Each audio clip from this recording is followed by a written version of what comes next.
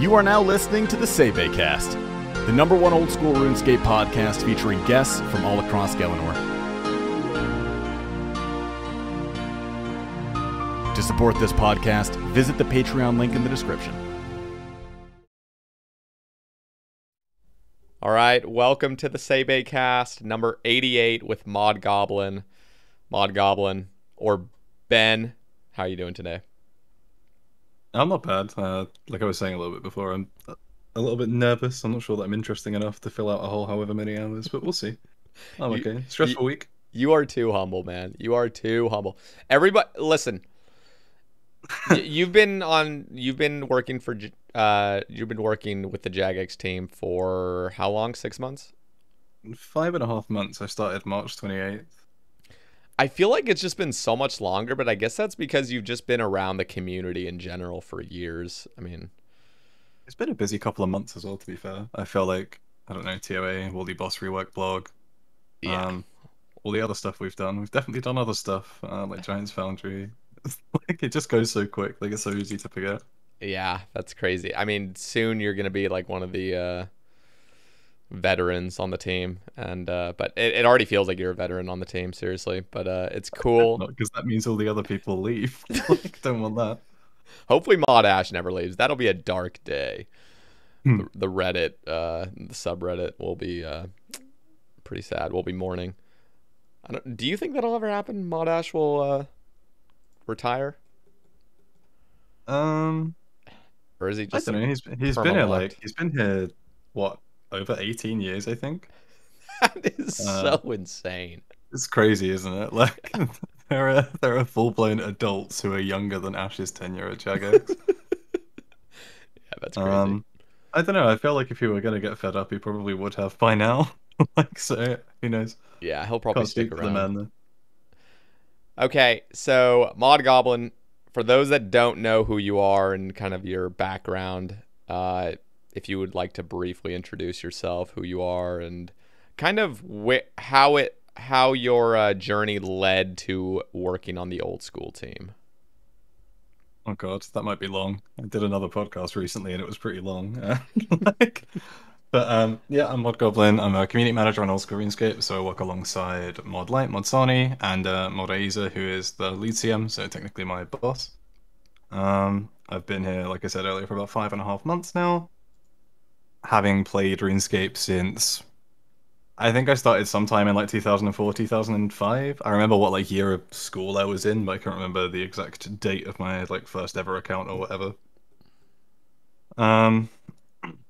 Before this, I guess, I took like an interest in content creation a long time ago with a super with like Hypercam 2, you know, I made like a couple of RSMVs. I did like Numb by Linkin Park. I had a video about unregistered Hypercam 2, right? Unregistered, yeah. I was like 10. Like who's paying I wasn't for that? registering that. Yeah, for real. Yeah, I did like an RSMV for Numb by Linkin Park that did okay way back in the day. I had like a guide on easy clues back when Zami pages were like a mil, and when would this have been, like 06, 07 maybe? And easy clues were like still close to a mil an hour, I think, at the time, which was insane money back in the day. It was bonkers. Oh yeah. Obviously you didn't have stash units and stuff, so you'd have just a bank full of all the emote items.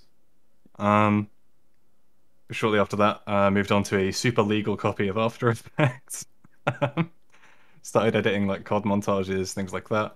Had kind of always been interested in like gaming and content creation. Streamed for a little bit. I used to be like a Borderlands 2 streamer back in like 15, 16. Okay. Did okay on Twitch for a little bit and then burnt out on the game and was not funny enough to make it as a variety stream. And then I started uni. I did an undergrad in biochemistry. While I was doing that, I was editing some League of Legends videos to supplement like paying rent and stuff. And I was working in bars to also supplement paying rent. Then COVID happened. I was put on furlough in the UK, which is I was paid about like 80% of what I would have earned working at the bars, but it wasn't really enough. So I started to get back into editing, but I'd been kind of like all in on old school for ages and just like watching so many streams, especially during COVID, that I was kind of I was just desperately trying to like get streamers who I watched. And at the time I was like a complete nobody as well. Like just desperately trying to get like, please let me edit your videos for you. It was like really pathetic, if I'm being honest. And then I made a meme video ages ago, the how it feels tutorial skip. Like forever ago, like just a stupid like 20-second edit to drop it. I started sending that to people as like my portfolio. Look, I'm funny. I could do the edits, bro.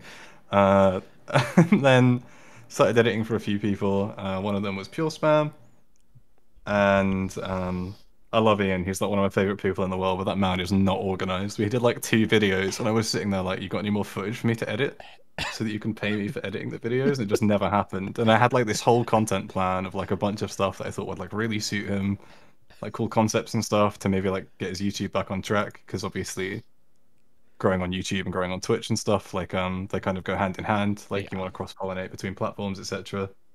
Uh, and I had this whole plan.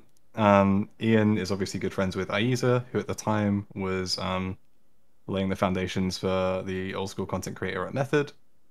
Aiza started looking for replacements. Ian suggested me. I interviewed for that. I got that role, so I spent about 10 months as an OSRS lead at Method. That kind of fell through. There was like a business relationship that changed, I guess, and they had to change their focus. They dropped a bunch of their roster, the old school one included. So I had to find another job fucking quickly because I live in London and rent is really expensive, and it came a little bit out of nowhere, I can't lie. But that was good though. It was nice to kind of like work with people that I was already friends with and like make relationships with like a whole bunch of other people who I'd like hadn't known before but had like watched. And I was surrounded by people who I think were like really creative, really talented. And I learned like a lot there about like the esports industry especially. Just a whole bunch of different disciplines. So I bounced out of that into like an influencer manager role at a marketing agency. So doing like influencer activations for brand accounts, so people like Pizza Hut Gaming or like KFC Gaming, JBL Quantum, that kind of stuff. Just like brands pay money to do gaming stuff. It was crunch all the time. I wasn't enjoying it massively. And then my life was a bit of a movie as well. I had like grandparents falling ill constantly. My grandparents more or less raised me as well, so it was just like a really stressful time. I wasn't really making much money because the pay wasn't great. And then just as everything was a little bit like really bad, a job opened up on the Jagex careers page for a senior influencer manager. I've been going on for ages, but we're so close. Like, it was a senior role, so it was kind of a long shot, but I figured I'd apply because I had some direct experience with old school influencers, especially, and like knew the game quite well. Applied, got an offer for influencer manager, and then the role kind of morphed instead into CM instead. And I wound up getting that, which was lucky. I had like 5 interviews, so 2 with like a recruitment specialist. I had one with Mod Bolton, one with Mod Aiza, and one with Mod Hooley, who is RS3's lead CM. Okay. Then finally got an offer for community manager, which I accepted. And then I started in March this year, like right at the very end of March. And yeah, here we are. Like so here's the real question. I've talked to multiple J mods, and most of them say that they didn't get the job the first time. Was that the case with you, or did you actually get it the first time? You just had to go through a few interviews. You could argue no, because the role that I got an offer for went away. But I only like applied the once, I guess, so to speak. So I guess technically, legend. So I just think it's weird with old school though, right? Because like, especially if you're in like dev roles and stuff, it's hard to have prior experience because the game is written in RuneScript and stuff. Whereas like, for me, having had a decent bit of prior experience with like old school creators, especially, and like game knowledge, I don't know. It just came at like a really opportune time for me. I'm immensely fortunate to have had the opportunity that I got kind of straight out of uni. Like I dropped off of the course that I was doing, like my 4th year onwards to pursue it and stuff. I don't know.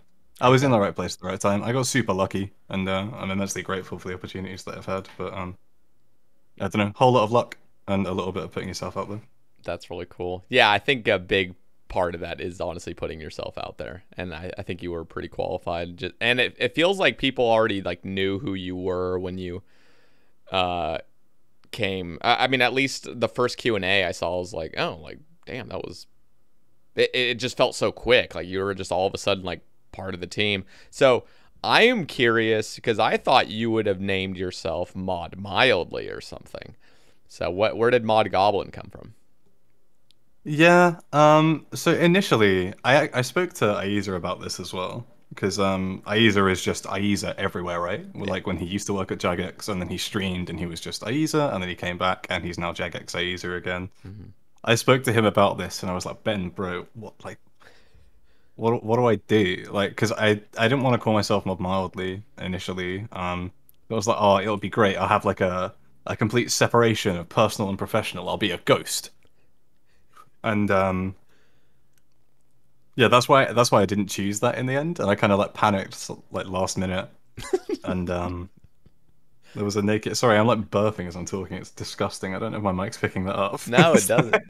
You sound Okay, great. thank God.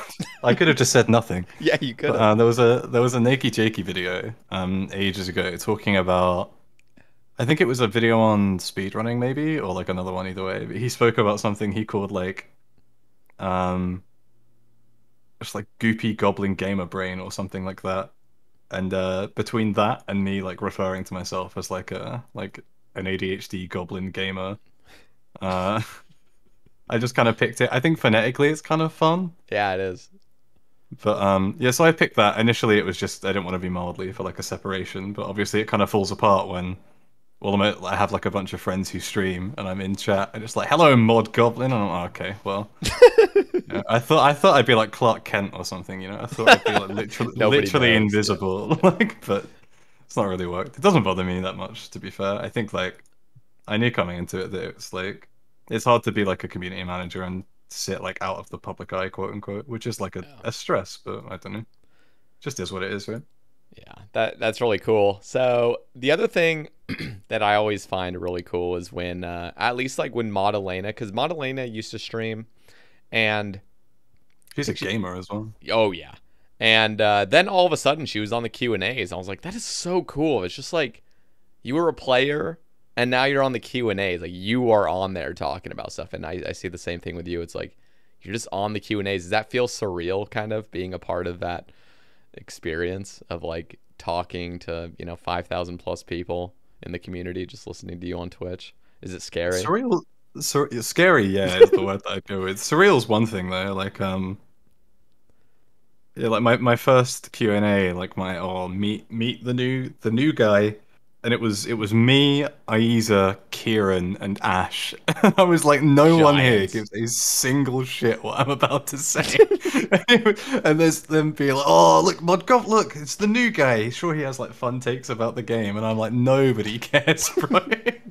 And then I spoke about my bits. They asked me my questions, and then I sat quietly and just enjoyed Twitch chat while the adults spoke.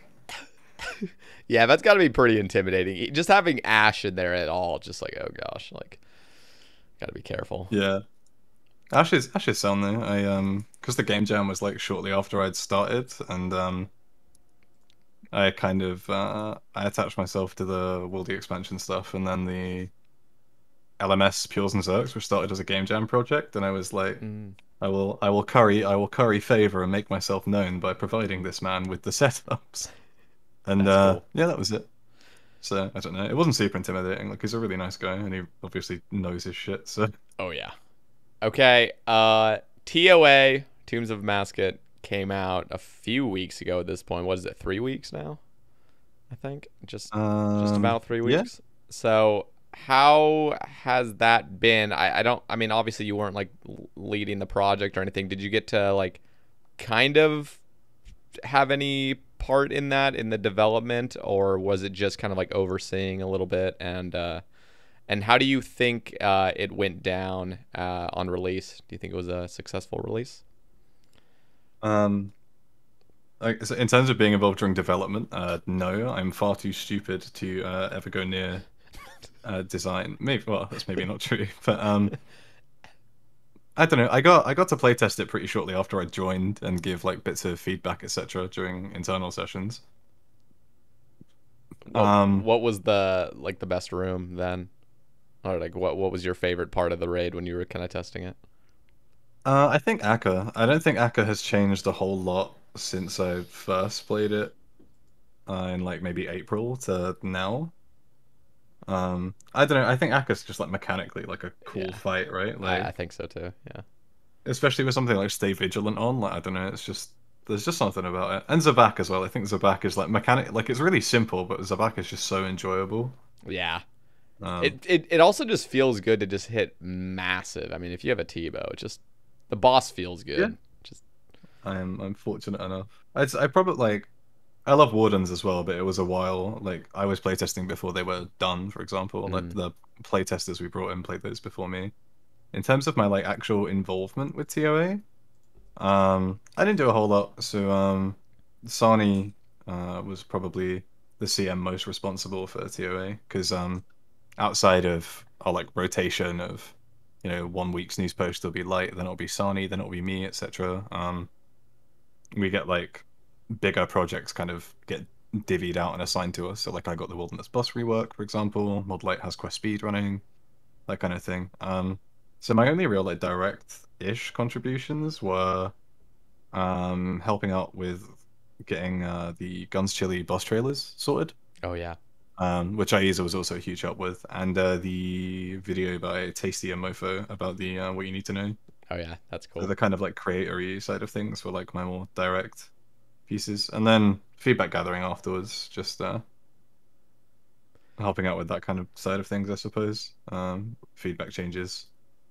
So, what is your view on the release of TOA? Do you think players loved it? Were you a little nervous? I know it wasn't you. I know Mod Arcane was probably like the most nervous. I'm assuming, but like, in my opinion, it was one of the greatest releases we've ever seen in this game. It was Yeah, really for cool. sure. Um, I mean, obviously the release has been like a huge success, right? Like the completion numbers alone are just insane. I think like they said in the kind of like dev diary that like the invocation system was kind of their silver bullet or whatever. And or was it golden? I can't remember. I know Max said the same thing. I wasn't sure which one, and now I'm trying to quote him, and I'm also not sure which one's the I think it's correct one. silver, right? It has to be.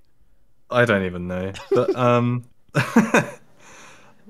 yeah, I think it's just cool. Like it has like a fairly mass appeal, right? And people have been able to do it at like super low stats with like crazy cheap gear and stuff. And there's this kind of like sense of upwards progression for people that are willing to like take invocation slowly rather than jump in like huge chunks, right? Like Yeah. if you like really want, and if you're completely new, you can in theory just like learn a lot of the core mechanics of PVM by just like jumping from like 0 to 50 and then climbing to 150 and climbing towards 300, etc. I think the completion numbers are insane. I don't think anybody expected it to go as well as it did. Wasn't it like a Um, million in like the first week or something? Like really stupid. yeah, it was That is insane. crazy. It went absolutely nuts. What I don't know if you have the numbers, but like, is there any comparison to TOB versus TOA completions in the first week? I mean, TOB must have been like what 20 completions. I mean, it took like 3 days for like Wooks' team to get it right or something. Yeah, I don't know. It's a weird one because I'm not sure if this even like they're so different Oh as yeah, like oh yeah, even they're both raids, right? But yeah. I think like fundamentally they're so different that it's like hard to compare them. Mm-hmm. Like I don't know, especially when you look at something like Bloat on release, like that was a brick wall in itself. Yeah, yeah. Release Bloat was the funniest thing I've ever seen. That was just a madness. But I don't know. I think Top total, if you look at the board at like Versinhaza, has about it's five somewhere between 5.5 and 6 million completions now, After and four TOA is like years, yeah, which is I crazy. mean Tob is very much like an end game raid, right? Like Yeah, there's no yeah. entry modes, you don't get any purples or any like real rewards worth chasing from entry Mm-hmm. modes, so you're not really doing those. So it's just do normal or not. I don't think it's necessarily a bad thing. I think it's like fine to have some content which is aimed to be like aspirational, like chase content, right? But Yeah, it just makes them difficult to compare, I think. yeah, Like yeah, maybe yeah, for comparing sure. Tob to like 300s is a more like worthy comparison. But even then, I think like I don't know. I think 300s are maybe easier than top, and it's also hard just because this could be soloed and top can't, which is another huge factor for a lot of people, right? Yeah. So, what is your favorite raid? Have you messed around with TOA at all? Like, what's your favorite out of the three if you've had enough experience with them? It's probably gonna have to be TOA, but I think I'm biased just because it was like the first raid that released while I worked here, right? Like, Mhm. it'd be weird to be like actually involved with the release of a raid and be like, I love Chambers of Xeric. Although I think Ulm is genuinely just like I don't know, even though Somehow Ulm is it kind of worked like a out. Yeah.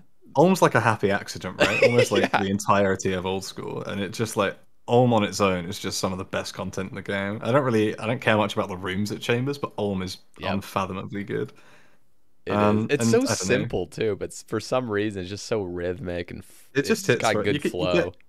You get into flow state with it, and it's just so Yeah. enjoyable. And obviously, like Tebow still holds an insane value, so like Cox Hmm. never feels bad to do. I haven't done as much as I'd like on my Iron, because of my ADHD, I kind of like jump around accounts quite a bit, and like the slightest obstacle or like the teeniest hint of burnout, and I'm like, I will make a new trophy account, uh, and then I just kind of drop it. So I've been jumping back onto my like TOA's unburned me from my main Iron quite a bit.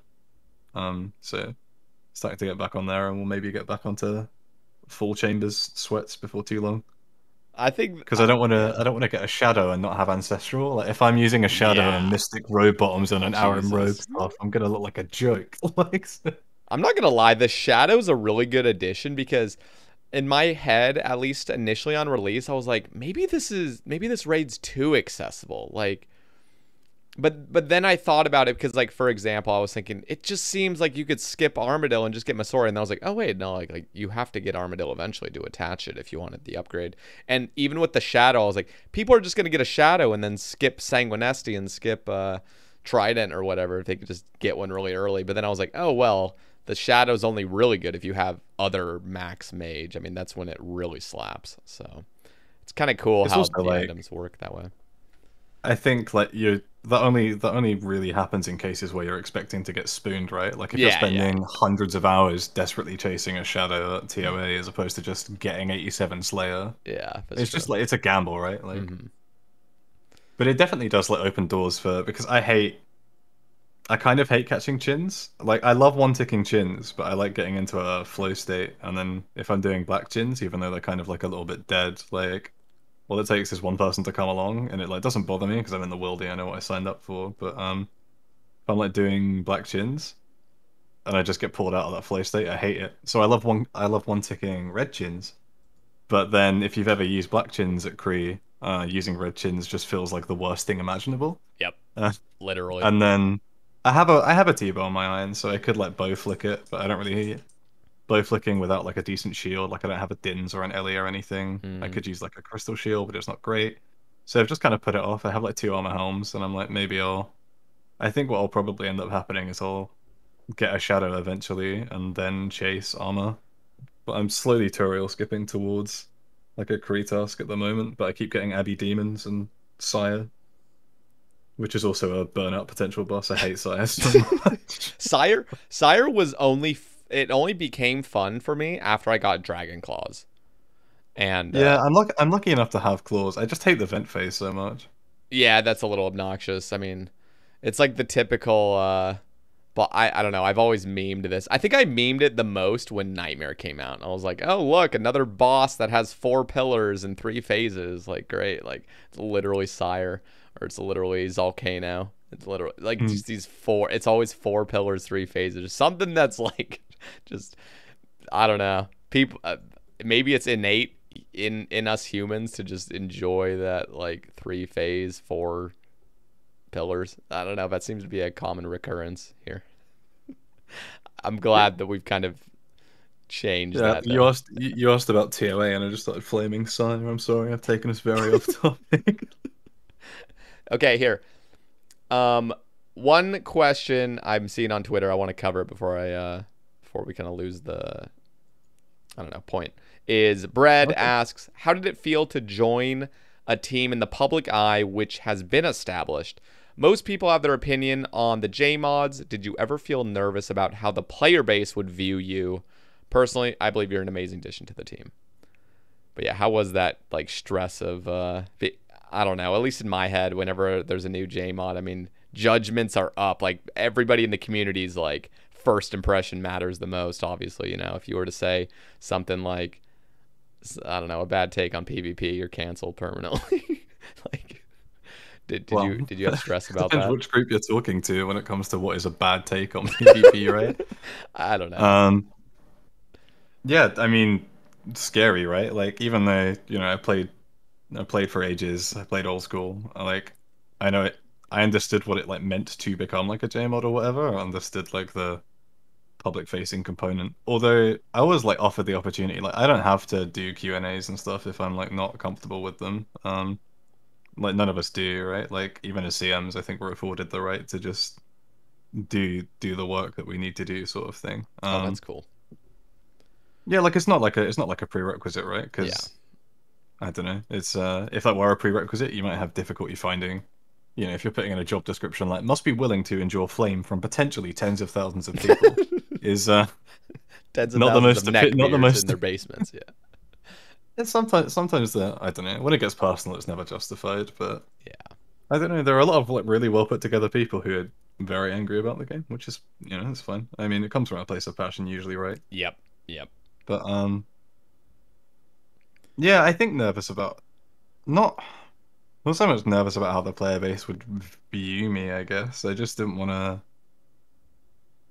I don't want to piss people off, I guess. Like I don't want to. Maybe it does fall down to that, right? Like it's like I was saying to you a little bit before you started recording. Like I think there's a weird thing, and I don't think it's exclusive to old school. I think it's kind of in like the age of influencer, and as like influencer becomes like synonymous with like celebrity or whatever.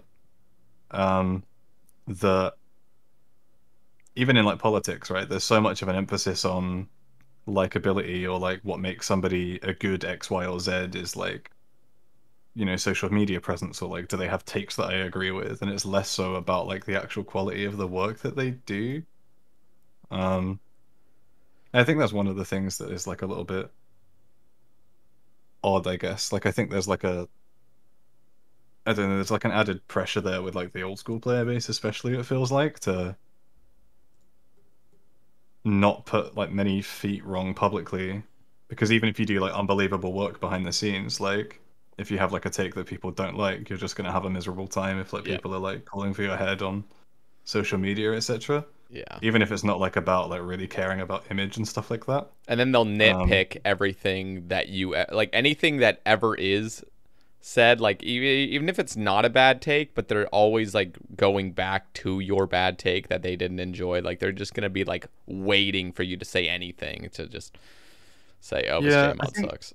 That's the tricky thing, right? Like you never want to put a foot wrong because you don't then want to have to endure like potentially just like, especially as a CM where like a lot of my job is like reading Reddit Yeah. or like reading Twitter and like understanding feedback, etc. If I feel as though I put myself in a position where whenever I do that, I'm reading through loads and loads and loads of negativity, even if it's not directed at me specifically, it's like difficult. It's hard to do good work if you're just in like that kind of a headspace, I think, all the time. Um, which is something I'm like kind of guilty of. I think I take stuff to heart a lot, even if it's just about content. Like it's really easy for me to kind of like start in like a sad or like downward spiral when it comes to negativity and stuff like that. I just constantly on me about it. But yeah, I don't know. It's a tricky one. So it's not without its stresses, right? Like it's a spooky job to do, I think. Yeah. In like that sense. Well, I think all the CMs have, like the latest CMs have. I'm trying to think of any CM that hasn't done a great job. Like you're all very active in the community and just, I don't know. I feel like it always kind of works out. And I consider myself blessed every day to work with the CMs that I like work with. So like Light, Sani, Aiza, just They're awesome. they're so just the cool. best team as well. Yeah. Like I think like they're awesome like publicly, but even like just professionally, just the vibes, like even in like remote calls on Slack and the amount of time that we like make for each other.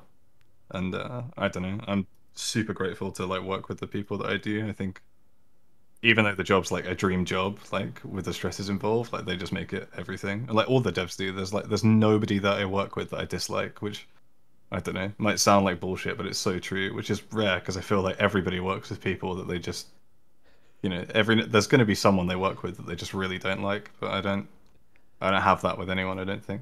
So you kind of contradicted yourself right there. I'm reading a topic from Aiza. You said you hate him beyond words for typing this, even though you just said you love him. So he asks, you always mention how much you love the Gauntlet, but what in particular do you like about it the most? What makes it such good content for you? You're gonna have to explain it. I fucking hate the Gauntlet, okay? Like, I hate the Corrupted Gauntlet. Not because I think it's bad content, but it is bad content for me. Again, I don't want to harp on about it. Look at me, I'm neurodivergent or whatever. But like, ADHD and the Corrupted Gauntlet is a nightmare because it's so. If I have like TweetDeck open, or if I hear my phone buzz, or if I hear like a loud noise outside, and I'm at like Hunyuth doing like tier 1 prep, where like a single, like genuinely like a single tick of mistake can just kill you. Yep. I am so easily distracted that the amount of times I'm like, oh, a bird or something like by the window. Whatever like weapon setup you want, etc. Even if you're doing tier 2 prep, right? Yeah. I don't know. I vent to Ben every time he's like, have you been playing much recently? I'm like, no, I don't want to log in because of Gauntlet because I'm burnt. I've barely even done much of it, to be honest. Like, I think across like a whole bunch of accounts, I've maybe done like 700 or so, probably across like Gim, Hardcore. That's a lot. What are you talking about? You just that's a ton. 700 is when there are people who've done like almost 2K without enhanced seeds. I don't know. 700 is not that much. Yeah, I mean, you saw that guy 7 that went like, what was it, 3,200 dry for his first crystal weapon seed. Yeah, Like, no, not for me. I guess for me as well. I guess I'm lucky enough on my like main iron that I was spooned Tebow, so I just kind of I'm okay-ish to skip Gauntlet. There are still places where both is better, right? But by and large, I think I can get by without. Maybe one day I'll like come around on it or something. But I don't know. It's just like a meme, like Ben always. He always flames me saying that hating Gauntlet isn't a personality trait. Which he's not wrong, but I just don't like it. I think it's sick content, just not for me. Yeah, I don't know how I feel about Gauntlet. I spooned the place. I got both of my seeds and pet. Actually, 2 pets in like under 500 and like 13 armor seeds, so I was just chilling. God. But like... Hunyuth's fun. Sorry? Hunyuth's fun. Love Hunyuth. Oh, yeah. Just the rest of it. I think that's like one of the best fights in the game. But... Hunyuth's fine. I don't know. I just get like... I think I'm trying to think of what irritates me about well, first of all, the RNG, they fixed a lot of Gauntlet. I was doing it in the early days where like you would actually just get totally trolled with the demis. Yeah. But I don't know, even the fight I'm not like particularly fond of. I think it's fine. It's just not like really fun. Something that's really fun is Wardens. I mean, when I think of a fun boss fight, even Fasani's I think is just great. Normal Nightmare no.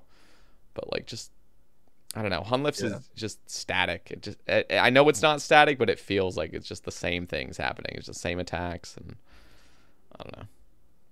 Yeah, I think it's one of those pieces of content that makes you a much better player, though, right? Like you need to, I don't know, you need to get like a whole handle on like even like counting mechanics, which I'm usually not a fan of. But yeah, I don't know, like counting, pathing matter a whole bunch, like getting your prayers correct and stuff, and not misclicking. I don't know. I think it definitely makes you a better player. I think the same way that Inferno does for a lot of people, right? Like for sure. It's just like a piece of content when you can grow like a whole bunch in like one place as a player, which is cool. Even with prep in terms of like saving ticks and stuff like that and like moving properly. Yeah, the movement, it's definitely helped a lot of people with their movements. I actually really enjoy bosses that have tiled floors. I know it's not like the greatest aesthetic in some people's opinion to just have tile floors for everything, but I think that's just phenomenal for PVM. Like I love Wardens that everything's tiles, and I don't know, it just things are more visually there, and so it's just easier to like understand where you are, like where your true tile is. So I agree. Yeah, I'm a bit of a low detail player, but I tend to turn it off when I'm in TOA because you lose like the tiling on some of the floors, like at Barbar and stuff. Oh yeah, that would be not good. I do I'm like a low detail though for like Inferno. big fan of low detail. Whenever I watch Adwam do Inferno when he's like the low detail, it looks great. I don't know, just looks smooth. Okay, Ian or Peter Spam asks, "What are your long-term goals with the career switch you chose, and how are you feeling now working on your passion as opposed to the education you originally pursued? Look forward to this. Ben is a legend." I love Ian. I literally have his stream up right now, just muted and watching him struggle with Boulder Dash at the moment. But, on a pure no less as well. But long-term goals. I'm not much of a long-term person. I don't know. I'd like to be here for a long time, but I don't know, when people ask like what's your plan like 5 years from now, like where do you think you'll wind up? I have no idea. Like I've always kind of fancied myself pretty adaptable. Like um I'm more interested in, I feel like I'm okay at spotting opportunities or like carving out opportunities. Mm-hmm. And I guess I'm pretty privileged to be in a position where I can have this kind of a worldview, but I don't tend to rely really rigidly on having like a long-term goal or anything. I'm kind of like happy taking each day as it comes, and I don't know, I'd rather be like content day to day and just make sure that I don't want to like look opportunities in the mouth and, you know, places to, or like ways to progress, etc. But I'm just not really like a long-term thinker like that. Kind of like the complete inverse to my partner, for example. Like we're total opposites on that end. So yeah, I honestly, I can't say. Even when I'm asked like at work as part of like personal development and stuff, I'm like, I have no idea, bro. I'm taking each day as it comes. Like, which is like probably a nightmare to like manage. But I think I don't know. yeah. Oh, I think it's different like personality types almost. Like I feel like I can relate with you a lot more. Just like you'll find a way. Like if I mean, obviously you can't totally plan out even like a year ahead. I mean, things will happen, but I think you're like yeah. capable enough to just, you know, if I something think does happen, just find something else. I think stuff just, especially like now, like I feel like it feels like it's been unprecedented times for longer than you would like it to have been unprecedented times in the last few years. And it's like so much can change like really quickly that I don't think I think I'd be more stressed if I were the kind of person who struggles with like having a plan changed or disrupted. So I don't know, I just kind of value being comfortable, like going with the flow, etc. Um, in terms of how do I feel about working on my passion as opposed to education, it's kind of a tricky one. So like the UK education system, especially when I don't know what it's like now because I know GCSEs have been changed a little bit, but when I was in school and stuff, you know, you turn 14, you have to pick a couple of subjects outside of core subjects, you know, so like English and math, everyone has to do them. You choose whether you want to do like three sciences, or at least back then you chose whether you wanted to do biology, chemistry, and physics, or whether you wanted to do, I think, like science and advanced science or something like that. And then you get like a couple of options around that. But regardless, the point I'm trying to make is you have to sort of you have to set yourself up for like the future pretty early on if you're going to go into something that isn't like a trade or like a vocational job, I guess. Off the back of that, you know, when you come to choosing A levels, you literally have to choose four. And by then you're kind of like locked into a selection-ish of courses. And I loved what I did at uni. I kind of chose it because it was like I was good at biology, I was good at chemistry, I was good at maths, so I'll do biochemistry. It's an employable degree. Thought I'd like it. Kind of grew to resent what like the day-to-day would look like after I'd graduated if I stayed in academia, like a lot of waiting around in labs, etc. And just like politicking in academia is a bit of a mess. But I'm really grateful. I don't regret the change at all. It's like scarier. I'm grateful that I went to uni. I had like the best experiences, discovered a whole bunch about me. Explored parts of myself that I didn't get to explore back home, that I did in London, met my fiance. made like a whole bunch of friends, made a whole bunch of cool memories, but I am definitely happy with where I ended up and still glad that I at least did uni. I think more for the lessons I learned about myself and just like That's the cool. world or like my place in it rather than like the actual subject that I did, if that makes sense. Yeah, that's really cool. So it all worked out. Yeah, there always is like a trade-off with the passion or the, pay, I think. I mean, in my head, I'm just thinking you got to enjoy your life. I mean, life's so short. I mean, I don't know. Yeah. Enjoyability of life over like a little bit extra pay is like I would take that 100% every time. It's also just like family figures, right? Like my grandparents are like Mancunian, so they're from Manchester, from like growing up in post World War II, Great Britain, etc. It was very much like, you need a good job, you need to work hard, you need a job that definitely makes money. So like as a kid, like gaming or content creation or music or anything like that was like never on. It was never something I would have been able to Yeah. pursue comfortably without pissing off like the people that I live with. Yeah. So I had to choose, and I'm immensely lucky to have wound up where I am right now because a lot of people aren't. That's cool. Okay, here's a topic going back to RuneScape. Second base. He has a few topics. I mean, I guess I'll read them, but I really like the first one. What are your thoughts on the role of the polling system in OSRS? And just to expand on it, is it outdated? Are there things that you would like to have see changed? I guess like personally. He also was asking about like offensive prayers. He's asking if there will be higher offensive prayers for like level 20 defense accounts, and basically will there ever just be higher level I guess offensive prayers in general, but the main one is like the first. Yeah, the polling system's a tricky one, and this is one of those questions where, like earlier, when I'm like, I don't want to say the wrong thing, just have people pissed off at me forever. And I think kind of like everyone who works here has like a different take. I think the polling system was immensely important, especially even to me as a player, in kind of like restoring trust in Jagex. And I think by and large, I still think it's like a force for good. I would like to see it used maybe to inform or help devs pick aspects of design rather than like polling just content that is designed. I think by and large, like it's fine, but if we're like community, like being able to involve the community at more stages of like the development process would be kind of cool. I think there are other problems with it. Like if you look at like the number of players that actually vote in polls, it is really not that many compared to the size of the player base. Yeah.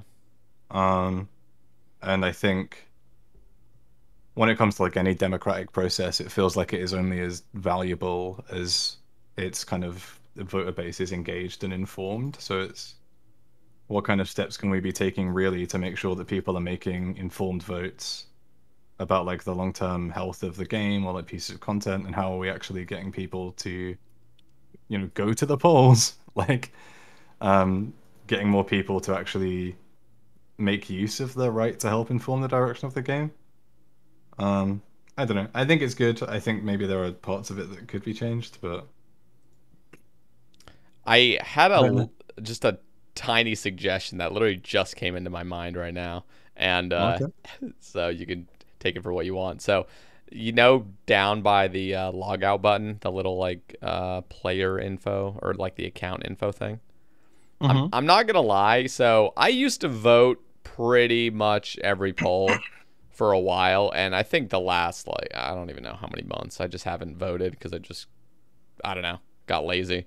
But I'm not gonna lie, there was like a little flag next to that icon with the person and the little cogwheel. There was like a little flag that said like new poll, and it just stayed there until like I don't know, you either said ignore or like you actually voted. I think that would, at least in my head, I know that's a very simple thing, but it would definitely like get me to vote. And that's not obviously helping with the informed part, but like it would definitely get people to be like, oh, there's actually a poll here. You see a little Yeah, flag or it's something. just like a reminder or messaging, right? Yeah, Like you yeah, could get yeah. super aggro with it and be like, you can't log in until you vote. I don't see. I don't know about that. Like that's scary Yeah, because then no, you got not that like every I'm noob and every joking. bot. Like, all right, let's just fucking spam or they still something. play too. Yeah, that's true. But yeah, No. I don't know.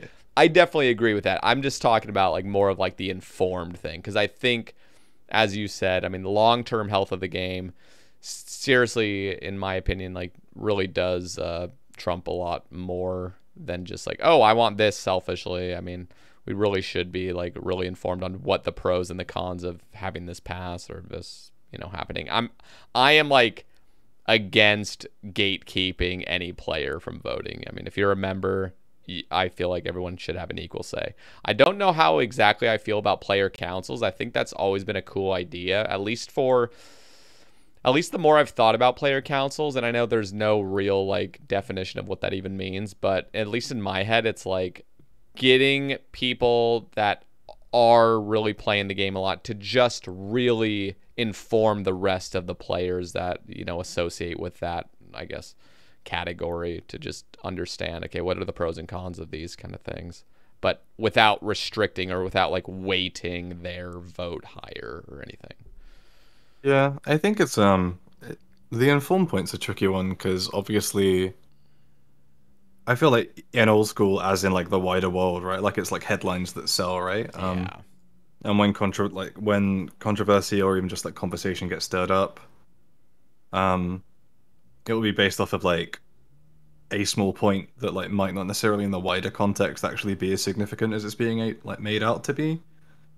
I don't know. I just think sometimes parts of blogs get like a little bit lost maybe and like the discourse that starts around one or two like parts of a blog rather than like holistically. I think it's something we're trying to do a little bit better with like the weekly recaps with creators and stuff where even though they're not for design blogs specifically, just presenting that information in like a different way for people that don't want to like read a blog. It's like here's what happened this week presented in like an audio visual format rather than reading, which is also useful just in terms of accessibility because a lot of people struggle to just like read huge bodies of text. Yeah. But I don't know. When it comes to the polling process, maybe there's like more that we could be doing, and maybe there are people with really good ideas on. I don't know. I'd love to like de-escalate the approach to polling. Like everything feels like in like absolutes or Yeah, kind of like gut reactions and off of headlines, etc. And I think it's usually like a little bit more nuanced than most takes, but. for sure. I don't know. By and large, I think it's a force for good. I agree. Maybe there are some ways it could be improved, and the ways that we just kind of communicate and conduct polling in general could be made like better. But I think that's more or less where I'm at with it.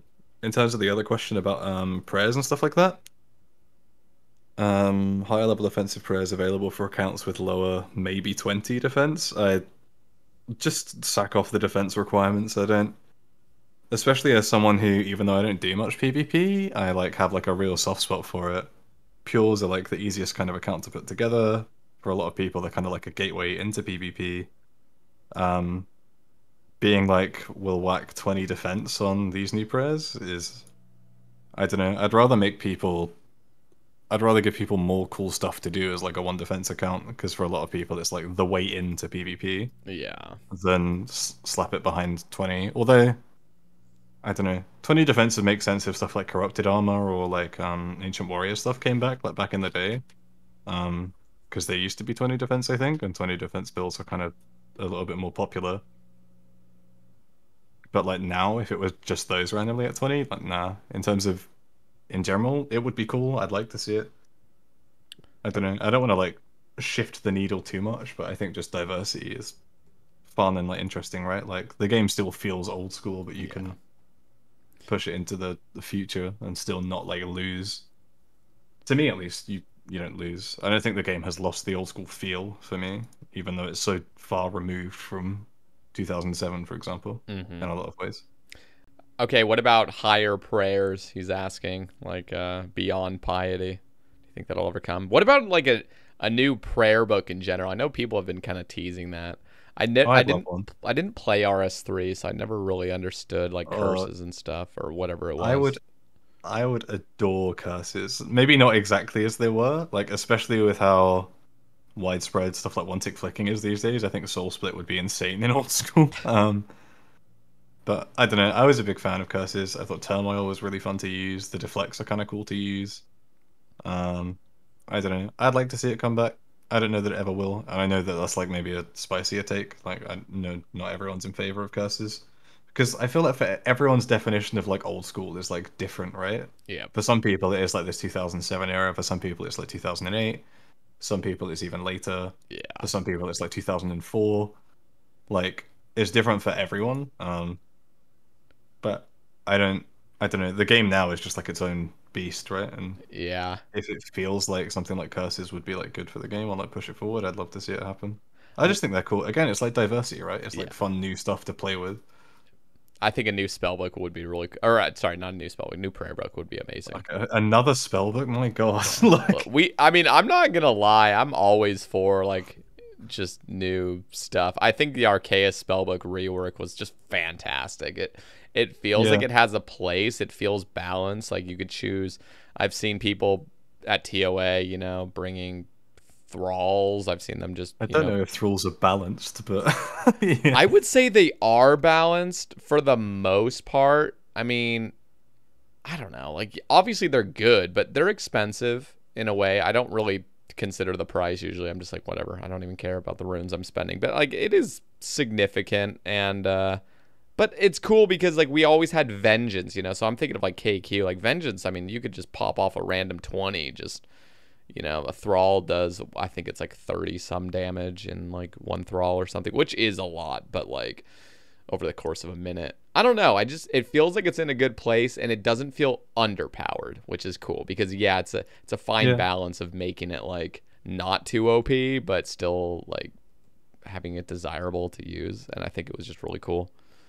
I feel that. I'd love to see Luna kind of lean even more heavily into like kind of skilling qual and other cool stuff like that. Yeah, Because there's some spells on Luna that I think like Humidify's sick, Plank Make's cool, Tan Leather's kind of cool. Yeah. Pie Bake, especially in like the weird ways that people just incorporate Pie Bake into the craziest skilling methods, I think is really cool. One thing I really want to see is, first of all, like, I mean, Lunar Spellbook, I think what would be really cool is to add a spell where you can smith things. Because we have Superheat on the standard spell, but we don't have a spell where you can actually just smith things without an anvil. And I think it would be kind of cool to have like a spell where you could do that. So if you're doing, for example, Metal Dragons, which nobody ever does, and you get the bars that aren't noted. I know there's like a spot where you can get them noted. I think it's after Elite Karamja Diary or something like that. But imagine you're killing Metal Dragons, and every time you get some bars, you can just automatically like smith them into armor and then alchem just with, I don't know, lunars, and then spellbook swap to alchemy, and just, I don't know, I think that'd be kind of cool. Yeah, that is kind of cool. I like that a lot. I think like one of the things that feels weird about like Arceus, and maybe it makes sense lore wise and stuff, but like Arceus being bonkers for like thieving, yes, is just like it feels like a little bit out of place maybe compared to like what feels like the skilling spellbook, right? That's true. But yeah, the other thing I would like, okay, so basically ever since I started playing this game when I was like 9 years old, is telekinetic grab is the most clunky spell of all time. And that spell honestly could be so good if it was just reworked slightly to just be a little bit more intuitive and a little bit less clunky. the stall on it is really annoying, isn't it? It's so annoying. It's so tilting. Like I was trying to think of some really cool ways to do like brutal black dragons or lava dragons where, you're getting a bunch of dehides and like you want to like kind of tan them there and then have your needle and thread and like craft them there and then alchemy that, like kind of just have your own little economy going in your inventory. But because and avoiding basically like being in melee range of any dragon. So I get it. I'm somewhat of an Ultimate Iron Man myself. I know. It is, I don't know, lava dragons, when you're like self-sustaining, it's a really cool thing. The only thing that sucks is your deep multi-wilderness, but like the idea of being able to telekinetically grab things instantly rather than sitting there and waiting 5 ticks for your dude to like register. Oh, that would be a great change. I know like a lot of people would never use it still, but it would just feel less clunky and it would maybe give some opportunity to use it. It's one of those spells, right, where like outside of like a handful of quests and like that like one map piece for Dragon Slayer 1, you just like forget it exists, so you don't care about it really until until you're like, yo, I'm gonna get Bones to Peaches. And you're in that maze. It's like, oh, this is the worst thing imaginable. As It you literally watch the is. projectile fly out for what feels like 50 ticks. And then you watch the statue move and you wait for ages again. Like, yeah, Yep. that is a weird one. It's always tricky with stuff like that because I think I never know, like, obviously not being a dev, I've kind of picked up a good sense of what is or isn't like simple. But like being a spell that works like that, from so long ago, I'm not even sure if it would be like an easy fix. It'd probably be quicker to just like nuke it and rebuild it entirely. But Yeah. I don't know. It's an interesting one. Okay. Hootie Tootie asks Oh my guy. if you have. Oh wait, no, sorry. He's not saying if. You have a decent musical background. I didn't know that. So, what are your thoughts on RuneScape's track list? Favorite song? If you were in charge of leading the design for Leagues 4, what would you include change from previous leagues? So, two questions there. Yeah, one second, let me have a drink. I will just say my favorite song, it changed. It was originally Baroque as I was a kid, like going to Artie and Okay. Flipping Cakes was just fantastic. That song just slapped. And then it turned to Overture, which is the song in like Sears Village. Mm-hmm. And then now it's The Tower. Um, The Is that Tower from A is Kingdom Divided or? I don't know Oh where no, The it's Tower. separate. Let me see. Can I just like right click it? Does that like show what it is? Where is this? North of Ardoin Castle in East Ardoin. Yeah. Listen to this. That song slaps. Oh, okay. It's something with like the trumpets kind of like toward the end that just like I don't know. It's like really good. But what's your favorite? Um, hmm. I would have to say the track from the Clan Hall piano, Rhapsody, is an absolute banger. I was speaking, it's one of Mod Ash's tracks, and I was speaking with him about it today because there was a Reddit video that came out a bit ago of we made like a change to the piano where you could if you're playing quietly, you took off the tick limit on the number of keys you could press, so you could actually play stuff. Somebody did like a mini cover of Rhapsody. It's like a really gorgeous, just like solo piano piece, with like this really cool like push and pull kind of feel for the tempo. It's like really expressive, which I think is difficult to do a lot of the time with old school's music. Yeah. I'll have to. I Um, don't think I've heard it. it's Rhapsody. You gotta listen to it. It slaps. Outside of that, Rest in Peace from Death's Office is gorgeous. Coil, the track that plays at Zora, is Yep. really sick. All of these are Mod Ash's tracks as well. Yeah. Um, he has like a really good sense of like classical composition, I guess, and I don't know, they're really distinctive, like what an Ash track is, and I'm a big fan. And outside of those three, which are kind of a bit slower and more contemplative, oh, what is it? Is it the fragment that plays during the Fragment of Seren fight? I think it is. Mm. It just has the craziest MIDI drums I've like ever heard. It's just ridiculous. It's like an old school RuneScape blast beat. It's insane. That's a good one. Thrall of the Devourer from Beneath Cursed Sands, and you're fighting the Menethite Ack, is really sick. And probably the Zevak track. I think it's like cheesy in like a really good way. Like an old school RuneScape track with a guitar solo halfway through is so sick to me. I can't remember the name of it. But yeah, so there's six. Love it. I think my least favorite is I mean, it's my least favorite, but I'll still have a chuckle at it. Is Pick and Shovel, the Motherlode Mine. Pick and Shovel's so loud. Dude, as well, it's like- aggressive, man. It's don't know, like, aggressive. But Sounds like I'm in a if for any circus reason all of you a sudden. It's just like if for any reason you're like, I don't know, maybe you've had one too many and you just accidentally turn the music on at Motherlode Mine. It's like a jump scare. It just like kicks in immediately. It's so It's like loud. you're in a circus with a bunch of clowns, and the clowns is not a joke either. When you're up on the upper floor, you got a bunch of clowns you're dealing with, trying to get those veins, mine those veins properly. Yeah, honorable mention to the Forlorn Homestead as well, which is around Tessidius. That's also sick. Yeah, that one I'm not a fan of. I don't know. It's like I don't know. I never quite understood why people enjoy that because a lot of people do like that track. I just like never. I don't know. I'm not fond of it. That's fair. Yeah. So Different strokes. what is your musical background? I didn't know you had one. I don't know about musical background. I started learning guitar when I was about 9, Okay. and Did I you started ever on acoustic for a little bit, moved to electric. Oh, go ahead. did you ever have any plans to like pursue music in any degree or just it I was don't just think for so. fun? I think it might have been on the cards like a bit ago. Because I don't know, I can get by. Well, guitar's my main instrument. I'm half okay at piano. I can play bass. I can get by on drums. I'm not like a terrible vocalist. I know a little bit about like production and stuff. Um, I think if I'd gone down like a different, if I hadn't felt like I had to go into something like really employable, I think music is probably what I would have liked to have pursued. Um, but I think that time is like a little bit past for me now. Like I'm a little bit washed up on a bunch of my instruments, etc. Songwriting especially and like production is like a weird one where it's like if you're not like flexing songwriting chops like quite often, I think you get pretty bad at it. And I've not written in a long time. Um, I used to write like a lot of kind of like math rocky stuff, like really like fiddly guitar bits with like stupid time signatures, but like with kind of like ambient feels. I don't know. It's hard to explain. It sounds like really nerdy and a bit.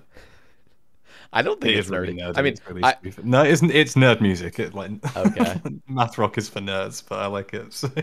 I went into music. I mean, my first 2 semesters at college were music major, but I realized No. I am not built for this. There was people that were extremely passionate and extremely dedicated, and I just wasn't taking it as seriously. And I realized really the only career I can get from this is like teaching music, which I'm just not interested in. So Do you what do you play? I don't actually play anything. I used to play the clarinet when I was like in middle school, but I went to just voice. I mean, I was in choir and I was like in every choir in high school, and then even in college I was in their little choir for 2 semesters, and then after I dropped out of music, I was like, yeah, I'm out. Like I can't do this anymore. I don't know. It was like stressing me out for some reason, which is kind of sad, but I think creative degrees especially are actually crazy stressful and like weirdly feel like really competitive, I think, at a lot of places. yeah, really Like it competitive. doesn't feel like collaborative with your peers. Like No, it doesn't. I yeah, I don't know. It's like all of the theater kids trying to like one up each other constantly and stuff. Like Yeah. which isn't a bad thing. I love the theater kids. I wish I could have been one. Like I was in um drama in middle school. That's I could not fuck do yeah. theater. I could not do it. Like I've sucked. I had to do a monologue and it was the most terrifying thing. I was like 13. I had to do a fucking like 5 minute monologue and I was like, this is hell. Like I hate this. I feel like I had to do that in like when I was about that age as well for drama. Yeah. I did not like it. I think nowadays I'd probably enjoy it a little bit more, but that's still not just not my strong suit. I don't know. I feel like good host. You definitely pick up something from it, right? Like I think one of the best hosts in esports that I've ever seen is a guy called Dash who hosts like LCS for League of Legends, Mm, and he's from like an acting background, and he's just such a good host. He's so much fun. So I don't know. There's definitely some like some transferable skills.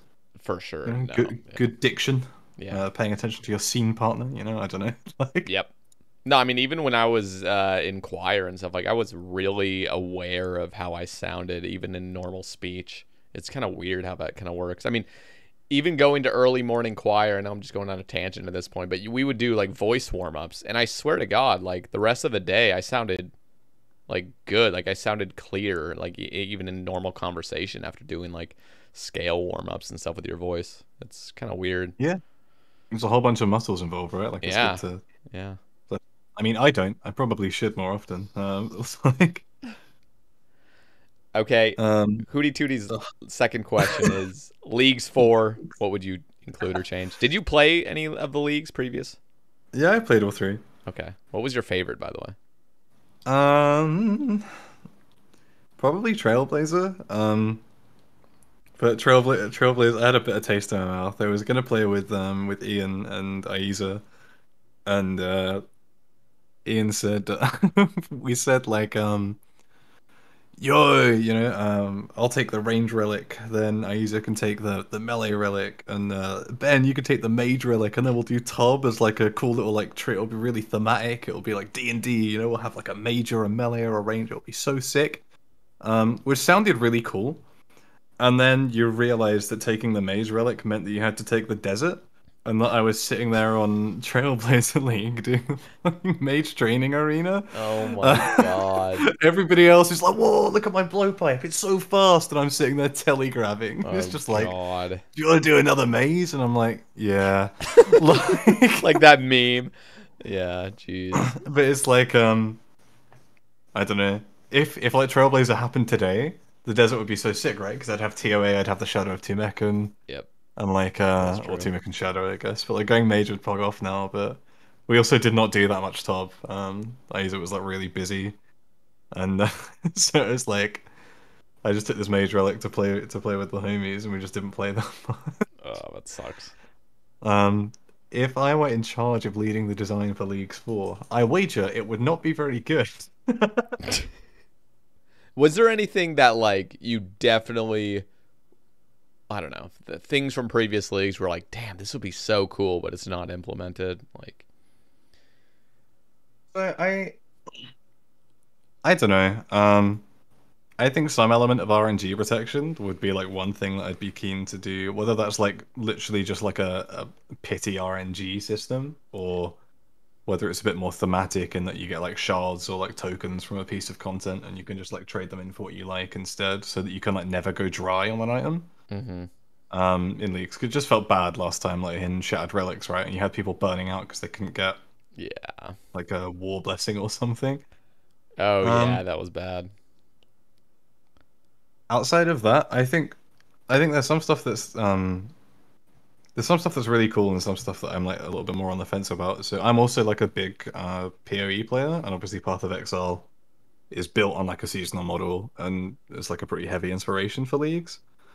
I kind of like the idea of meaningful choices, like we got in Trailblazer with the areas, but I don't really like meaningful choices, meaning you'd either have to like start fresh on another account to experience all of this stuff.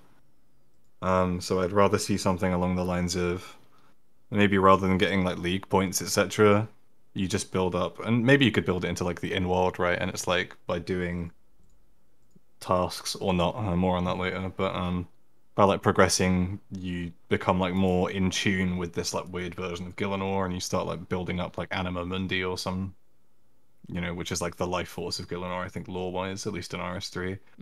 And you like Interesting. pour it into some statue, and like rather than picking at like these really fixed breakpoints, you could pick like similar to like the PoE skill tree in like a lot of ways, which is maybe like a straight rip, but I don't think it's a bad thing. Where like maybe you pick nodes, like smaller nodes, so like a 5% increase in mining in like gathering speed or something, and then you've gotten like enough XP to get 5 of these nodes, and then like in the middle of them there's like a major node, and it's like you're doubling your like gathering speed, and it also automatically banks the stuff that you gather.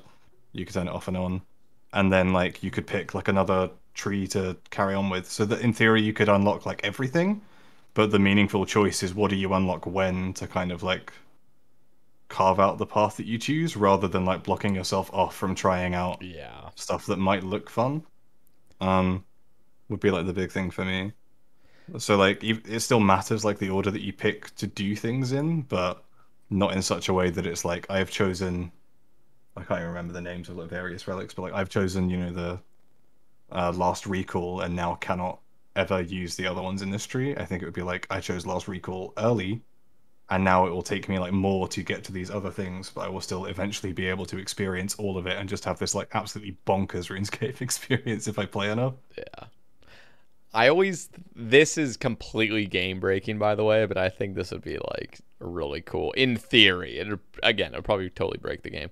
But imagine there was a relic where you could run 50% faster, so you're actually moving 3 tiles every tick. So you just got like some people running around in leagues just zooming by you. I mean, just breaking the game. I wonder how like Sepulcher and other like weird movement based things would react with like just moving an extra It would tile be so faster every it'd tick. be so weird, like doing L movement in like a single tick rather than two, right? Like Yeah, it would be if really you're going funky. like two, then up on one, I guess. But I don't know. I think there's definitely it's in the game to a degree, right? Like the magic carpets in the desert, I think move Yeah, three yeah. tiles a tick. Yep. By the way, Um, I have to just say real quick, sorry to interrupt. One of the things I was really hoping from like TOA is like getting a reward of like a magic carpet that you could actually just use whenever you're in the desert, and you can just manually path, 3 tiles every tick and just kind of like travel around the desert that way. All yeah, that would well, be incredibly niche, but like I think it would be kind of cool, especially if there was ever like a desert tremor boss, like those freaking sand lizards that ever come out, and they're like the only way to find them is to randomly, I don't know, sort of come across them. And so traveling is like the best, I guess the best way of traveling around the desert would be a magic carpet. You're just zooming past everyone else. I don't know. we Kind of can add funky.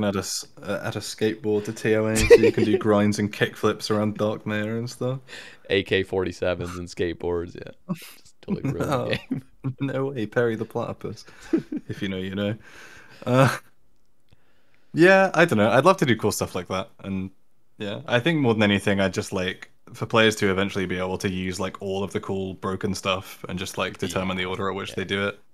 And then maybe you could go like the whole. Maybe you could do something absolutely nuts where like if like the first player to complete it like unleashes some like boss or something as like a league's boss that finds its way into the main game. I don't know. That's like way too Ooh, ambitious. yeah, that's cool though. Stuff like developing wholly unique content for a league that people might not like is really like I would never like pitch that.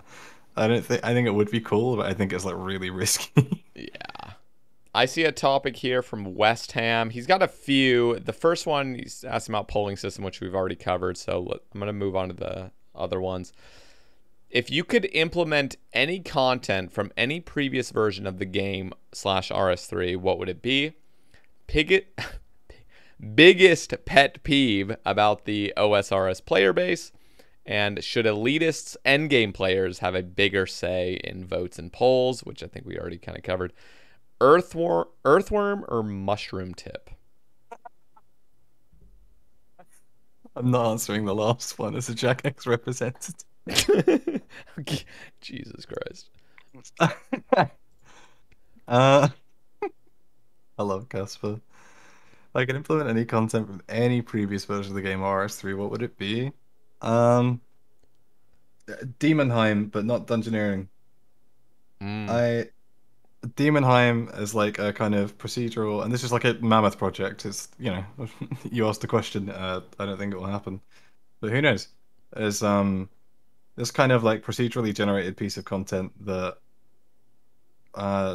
you kind of need to do everything for, right? Like mining's useful, smithing's useful, woodcutting, fletching, fishing, cooking, like everything is useful there, even like thieving, runecraft, etc. And what I kind of like about it is that I think you could do it in such a way that it almost serves as this like fun to repeat piece of like mid-game group content, which I think is pretty sorely lacking. That serves as like a kind of checkpoint, or almost like a checkpoint, like a place that you can go and you can like feel the progress that you've been making outside of it. So like, you go where you train your woodcutting, you come back in suddenly when you're running Demonheim, but not Dungeoneering, with your friends. You can chop down a better tree, suddenly everyone's got like better arrows or like a better bow or something like that, or stronger staves, etc.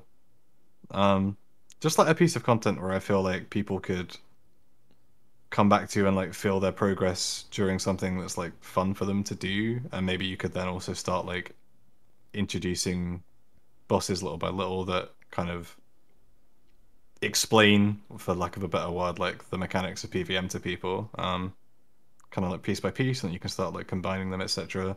So kind of like a mid-game procedural raid. Chambers does bits of it, obviously with like the skilling stuff, but I don't think it leans like really heavily into it. Yeah. And I think mid-game is like the part of the game that is kind of lacking. I know obviously like Iron Men often kind of lament the, not so much now post CG, but like back in the day it was like the grind to 87 Slayer was just it was like a big burner. And it's difficult to get your friends into old school, right? Um, when you're like, yo, when can we do something together? And I'm like, a couple hundred hours and we'll be there. Don't worry, bro. Just hit those crabs. Couple Um, thousand hours at this point, yeah. well, yeah, but I think something like that is what I'd like to see. So Demonheim with an old school twist, I think would be cool. Or just archaeology from RS3. I think it's cool. Uh, I think it would fit in old school. And are you familiar or not really? I mean, I remember watching like the RuneFest announcement for archaeology. I've just never really played RS3 ever, so I don't fully understand it, but I am on board. I'm one of those players that's on board for a new skill or multiple new skills, honestly, over the Same. next few years. I think now I don't know how exactly down I am for like just importing an RS3 skill, but I think archaeology just Oh, as me like neither. yeah, I mean I think it still could be cool. I'm really down for like sailing and bard and stuff, but I mean I think archaeology, even like what I've heard at least from invention, I think that sounds great too. Invention's really cool, yeah. Archaeology is kind of it's like pretty AFK at its core. Like you search through your finds, you get something interesting, you build up a collection, you get some XP like that, and then you'll find really interesting stuff and at like all the different locations that you go to. And you unlock new locations at different like kind of breakpoints for levels and stuff. Mm, You start kind of piecing together like the backstory of places. So it might be a part of Sentistan that was like part of the Zoroastrian Empire before it collapsed. Or it might be some like crazy lighthouse in the middle of nowhere, or like something off the coast of Mauritania. And it's just like it's like kind of this like explorative element that combines like lore and storytelling and like puzzle elements with what is otherwise pretty like chill skill progression, and the reward for it is just like discovering these new places, etc., and like solving mysteries that's and kind of piecing cool. together little bits of the history. I think it's really cool. I think it's a gorgeous skill, and I think it was really good for RS3's player base as well. Like I think it did bits for them. I'm also personally in favor of a new skill, which I don't think is that controversial a take, because every time a new skill's been polled, I'm pretty sure it's still been well over 50%, right? Like, so Yeah. It's like I don't know. I just wish that the community, just in general, could kind of understand. And I know some people are just never going to be for a new skill. That's totally fine. It is old school RuneScape at the end of the day. But I feel like in the majority of the player base's head is like we can only ever have one new skill, so it has to be absolutely perfect. And if it's not, then just no, I don't want it. But I don't know. I just feel like we should I get don't away think from that's that true. mindset and just be like, why not have, over the next few years, maybe like two new skills that kind of come out. I don't know how long that would take, but just we don't have to be gate kept by just one perfect skill to come out or just none. I don't know. I think that's one of the things, right? Like people, I think oftentimes where it's like maybe this like could be better, or there's like a better thing entirely. It's just like a no vote, and it's like we could do both. It might take a while, but Yeah, yeah, that's how I feel. and this comes back to you. Sorry, one second. Okay. You're good. Sorry. It kind of comes back to what I was talking about earlier. I think about like old school means different things to different people. Um, and I completely like empathize and understand with where people come from when they say that they're like really just not in favor of a new skill. Um, I personally think that there must be like some kind of proposal that would even like win over those types of players. But regardless, like old school to me, for example, when I think about like what I loved about old school and what was so cool about it was coming home from school and suddenly what the fuck is construction? Like, Yeah, you yeah. just jump on, and like my friend had messaged me, be like, "Yo, you gotta come to Rimington," and I was like 11, and I don't know, where's Rimington, bro? It's like it's by Port Sarim, and I'm on Karamja, just like I Fishing finally make it lobbies. there, and I'm like, what is this? Yep. And it's this like the frequency of like old school to me is so much about like just the frequency of like it was just like coming home and just like something absolutely out of nowhere just like being there for me, and obviously that's like not the case now, and Yeah. maybe like as a byproduct of the polling system. um Nah, you but got yeah, a point. I think a I new mean, skill is like part of that, because like back in the day we got like I feel like RuneScape as opposed to old school has had like a fairly steady flow of new skills, even like back then, right? From like construction, summoning, dungeoneering, and then moving into all of the other stuff like divination, archaeology, invention. yep. I don't know. I feel like it used to have like a steady-ish flow. And it's a weird one because I think there are skills in the game right now that if they were polled would not pass, but they're like a part of the game's history, right? Like no one would vote for fire making.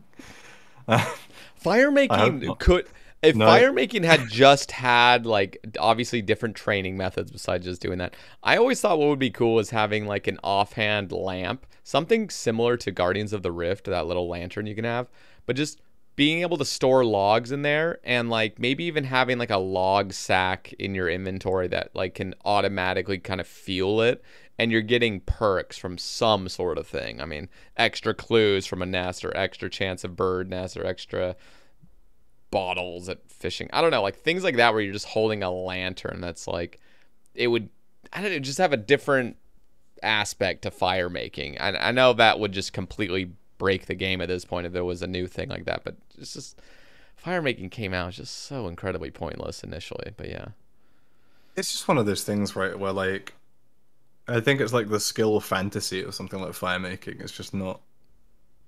it's weird. It's It's just odd, right? Like it's yeah, like, oh, and it is the odd. idea of like my character is a master thief. I'm so strong, I could fell this like crazy redwood tree. I can farm all of these like exotic crops, and it's like I can light these logs. What? Okay, like, like it just outside of Wintertodt, like it never changes, right? Like you're still Yeah, the action. I guess you could say this for a lot of skills, right? But it's like it doesn't feel like it progresses much past like you burning logs on Tutorial Island yeah. versus you burning lines of redwood logs in like Varrock or something, right? Yeah. I mean, Um, they could have made it so one like ranges would require you to like light the range or something, you know? So like there would be some benefit to I'm not going to go on a tangent about fire making, but there could have been things that they could have just made better and made it more useful. But yeah, I'm totally agreeing with you. Like it's a very weird, pointless skill. yeah, I think it's just the bigger point that like there's definitely stuff in the game now that I don't feel like would pass, but is in the game. And I think I don't know. I feel like we could do better if we did do a new skill. I mean, like I don't think like sailing and warding both still did like pretty well on polls, I think. And I feel like sailing might even have passed if it had been polled at such a point where it was given the same level of like attention to detail as warding, maybe. But yeah. Yeah, yeah, for sure. What else did West Ham ask? Biggest I've pet gone on so peeve. many tangents. I'm really sorry. No, this is I love it. Biggest pet peeve about the OSRS player base. Oh shit. Um, I don't know if it's a pet peeve. Maybe some of the stuff like I was talking about earlier with the importance placed on whether or not you like agree with I don't know, like the importance placed on how much you like people's takes, etc. Or like I think the tendency to dogpile individuals who maybe like even if they did like even if they did share something that like you think is like giga trolling, like I think like how quick like large groups of players can be to like jump onto people who are still like just trying to do like a good job Yeah. makes it difficult. And I think for a lot of people, a lot of the people who like definitely have like the option to remain out of the public eye kind of try to just to avoid that, right? Like it's like why would you want to go on a Q&A if like it feels like every time you go on there you get like a Reddit thread about you and like loads of people like jumping on you on Twitter and stuff like that, right? Like Yeah. even if like the work that you do is of like really high quality, like if what you say in the public sphere just like isn't well received or whatever, then I don't know. I wish people would feel like a little bit more constructive about like problems with like content or design as opposed to like just taking issue with who they perceive to be like the arbiter of X, Y, or Z decision. Because like nothing at Jagex and nothing on the Elscore team is like a nobody operates as like a one person show. Everything's like collaborative. Yep. Like nobody just sits there and it's like I'm gonna do this and then they just do it and like everybody else is like just sitting back, right? Like we talk about it with like a whole bunch of people from a whole bunch of different departments. I don't know. I think it's not really a pet peeve. It's just like a. I think that's when I'm like the most disappointed. I feel like when a community that even like way before I started had given me like so much as an escape, and I made so many friends in this community and stuff. When it feels like there are huge swathes of it who so regularly engage in like crazy negativity for people that I would also call friends. Just like Yeah. kind of, I don't know, it's disheartening, right? Yeah. Maybe it goes a bit beyond the peeve, but I think that would be the biggest one. Yeah, that's a good point. I mean, going back to like people being overly quote unquote passionate about things and just because I mean I'm guilty of it myself when I like because I love RuneScape and I want to like enjoy myself, and if I will be really quick on like a take if something happens and I don't like it particularly, and I'll get a little bit upset and I'll make it known. But like yeah, I don't know when it comes down to like I don't know being really hurtful towards somebody, that's like when it's crossing the line. But Yeah, I think I don't mean that to say like don't hold like us accountable as like a collective, etc. But like when it gets like really targeted, that yeah, that's it weird. sucks. Yeah. And it just puts so many people off of like wanting to be outspoken. And then I don't know, maybe you run into yeah, I don't know, yeah. Yeah, But it that's just fair. it sucks. Like So his fourth question, it's kind of, I mean, we've already sort of covered it. I think we both agree, like, people should have an equal vote. But he does ask, should elitists slash endgame players have a bigger say in votes and polls? I don't know about like a bigger say. But I guess this is like some of the tricky stuff, right? Is when you're in the kind of territory of making what feels like aspirational content or content that is like aimed definitely at people who are like end game players, um, it's difficult. And maybe this is part of like the informed vote stuff. Like sometimes it's difficult for people who can vote to like properly understand, I guess, what they're voting on, and like that isn't to like childify or like condescend people that aren't like sweats or whatever, but I don't know. It's like if you were looking to make changes to like really specific parts of like hard mode top, right? Yep. You'd presume that you'd listen more from like a feedback perspective to people who understand hard mode top Yeah. at least a little bit than people who've like never done it. And then you can make the argument that well, you should be listening to the people that don't do it to find out what would make them do it, etc. And I guess it depends on like the nature of the change, but I don't know so much about a bigger say, but there are definitely like situations in which it's important to listen to them, right? Like even though it feels like the vocal masses, etc., are like really anti elitism or like anti sweat, like they're still really important to kind of drive content um for players to aspire to do. Yeah. Because it's not like, if you look at like how much better the player base has gotten since like Tob release versus TOA release, and how good like PVMers are, and how many people are just like bonkers at the game, it's night and day Yeah. It's compared to like disgusting. Tob and TOA. And it's like those players got there, I think maybe you could probably argue because there was content that forced them to get good. Yep. Similar with Inferno. So I don't know. Bigger say in votes or polls, no. Voices worth definitely listening to for certain content pieces, absolutely. Because like, even though I think mid game is important and like a little bit neglected, and I'm a huge fan of early game routing, end game is like the lifeblood of most MMOs, even old school, which I think is balanced more around the journey to end game. If there's nothing cool to do when you like hit the goals, then what's the point in hitting the goals, right?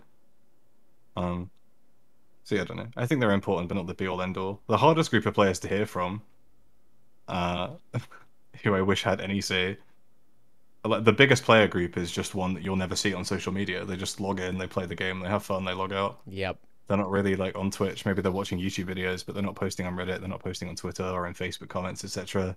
They're just kind of hanging out. Yeah.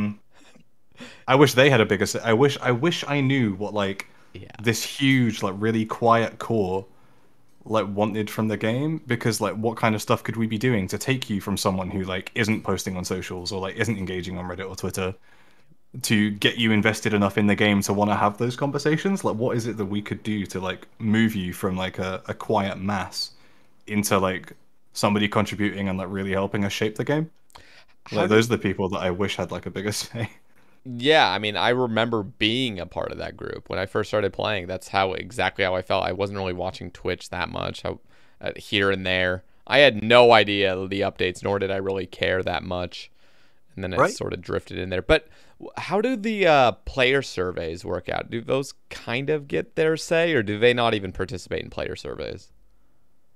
Like I think also it's the player same base. as like when you look at the number of players who vote on polls compared to like the number of people that play the game. It's like it's a certain kind of person that will like read all the way through a news post and then click on a survey at the end and then Yep. fill out the survey, right? Like we're still not getting them, which I think is like a challenge or something I'd love to tackle because I think like it's also that group. And again, this is so off topic from like elitists and end games and stuff, but that's like for me, it feels like a really important point in like retaining players to funnel people towards like some more of that stuff. And it's just like, what do we do? And I think we've done stuff that probably has been really good for those players recently, like Guardians of the Rift. I think is really sick. Giants Foundry, probably not as big a deal for a lot of people as Guardians of the Rift, but I think it's fun. Like social skilling in general, and kind of like mid game like social content, I guess. For because to me it feels like a lot of MMOs live and die off word of mouth, right? Like I play so many MMOs and still play like a handful, like not just old school. And I think every MMO that I've gotten into has been from somebody being like, "Yo, come play this with me." Um, so yeah, I don't know. I wish we could just. I wish those people had like a bigger say, or it were easier to kind of understand what they wanted. Yeah. I will say, I mean, I know this is just kind of, I don't know if this is actually the case or not, but I will say YouTube comments, although they are like a cesspool of toxicity occasionally, I think if you were to like just look at YouTube comments, you'd probably see a big portion of that player base, kind of like what they have to say about the game. Now, it's obviously not polling or anything, but I don't know. I think it's, I don't know. Maybe I'm out of touch here, but I really do think like YouTube is where casuals go, like people that are just logging in here and there, and their say is probably in the YouTube comments. But yeah, I don't know if that's gonna end up leading anywhere Yeah. good. A lot of the YouTube audience are people who used to play and don't anymore as well. That's There are so true. many That's like a good lapsed point. players who like haven't played the game in years, but will watch like every upload from somebody like Framed or Torvesta, etc. Yep.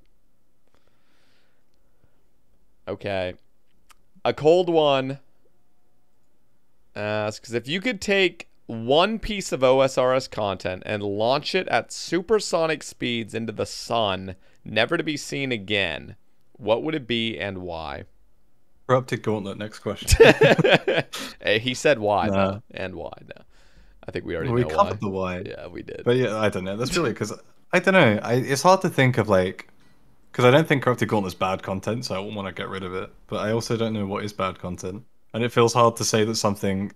It's weird to sit here and be like, I think this content sucks when there's a chance that I work with someone who made the content. If uh, if I were to say like a piece of content that could be launched into the sun, it comes down to like two things. Like one, I am not a fan of Volcano whatsoever. I think that place could have a huge rework. And I know it's like I don't think it'll ever happen because I already like really tried to push for it years back, but that place is so boring. It is so boring, and it doesn't feel that great because you're obligated to do 3 phases. The phases are just instantaneous if you have too many people in there. It's like, I don't know. Massing should just be a 1 down every time. It shouldn't be forced to do 3 downs. And the whole thing just feels like so boring. The other thing I don't like, and I've been very like, I don't know.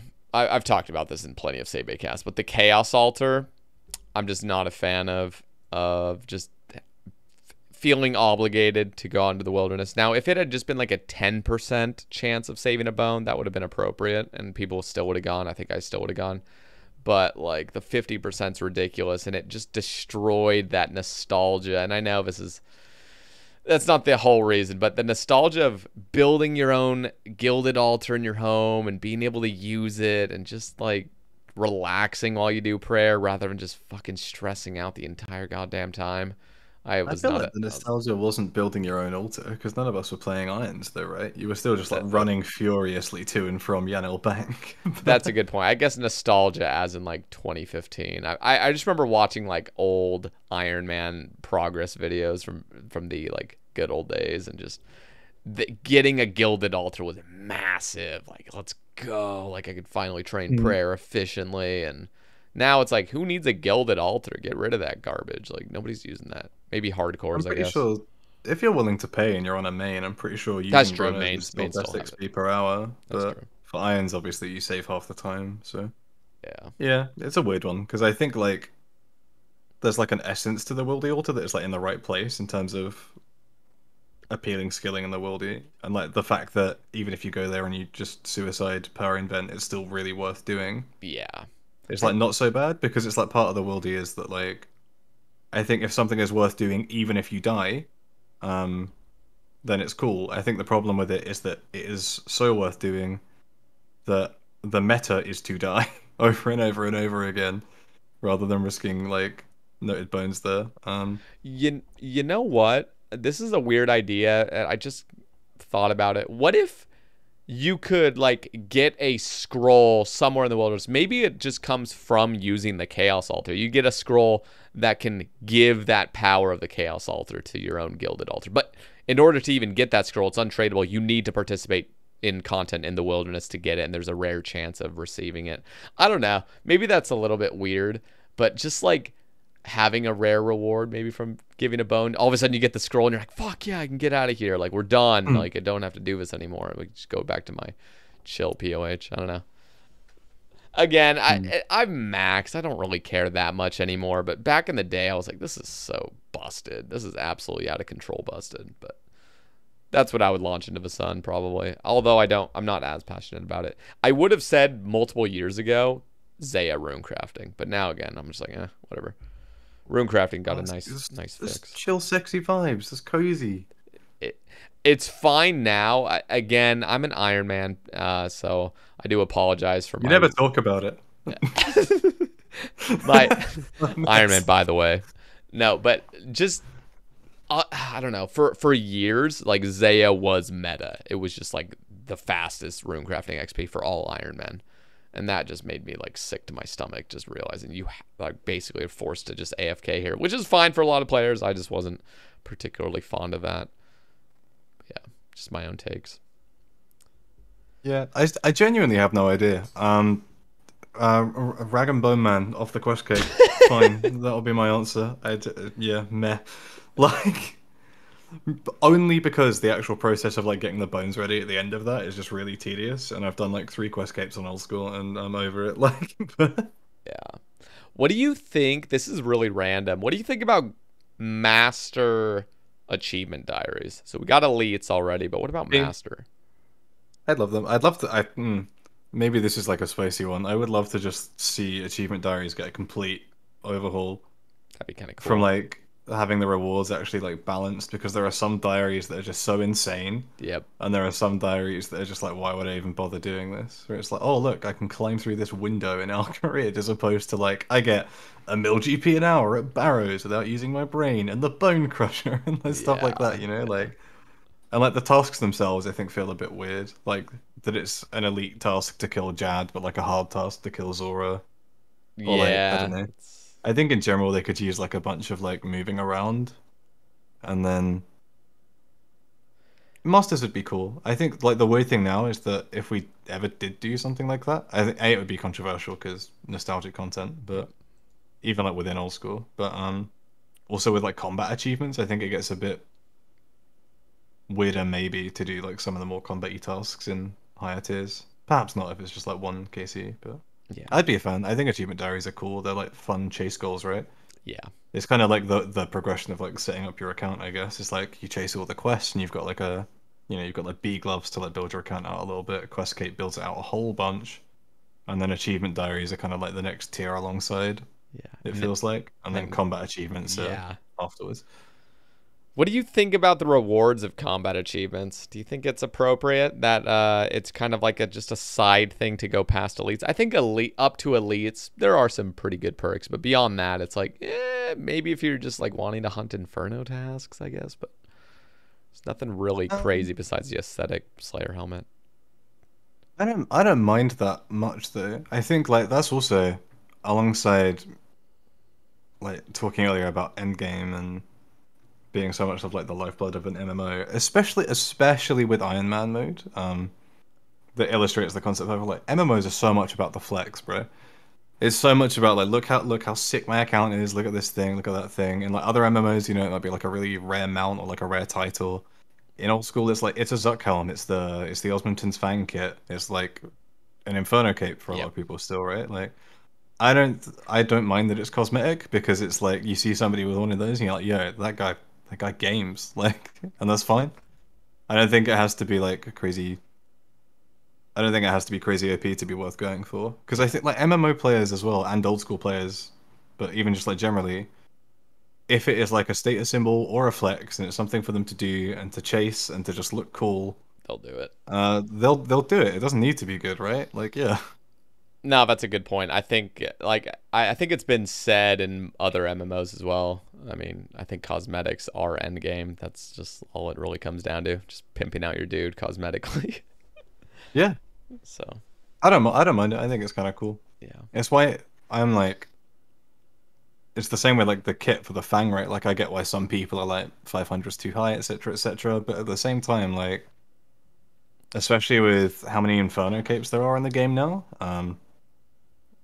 and you know, maybe not everybody did their own cape, but with it's been a long time since. I guess with the Zuck helmet it's a bit different, but having like another item like that where it's just a really clear visual indicator of like this person is nuts at the game. And I think that's cool to have as like a chase goal for end game players. And maybe it's aspirational for people that aren't there. And if it's like purely cosmetic, I think that's kind of it's not moving the needle too much, right? There's no like power gated behind. You have to be bonkers at the game to be more powerful, right? And there already is a little bit of that in like old school anyway, right? Because like if you can afford like better gear, then content is easier for you.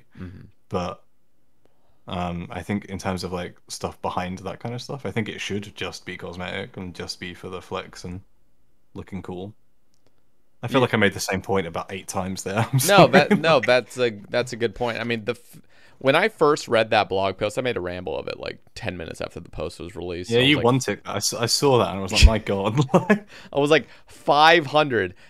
I literally had just made a ramble like a few days prior of Port Kazar doing the craziest like 130-minute raid tick eating 2,000 sweets or whatever the hell he did.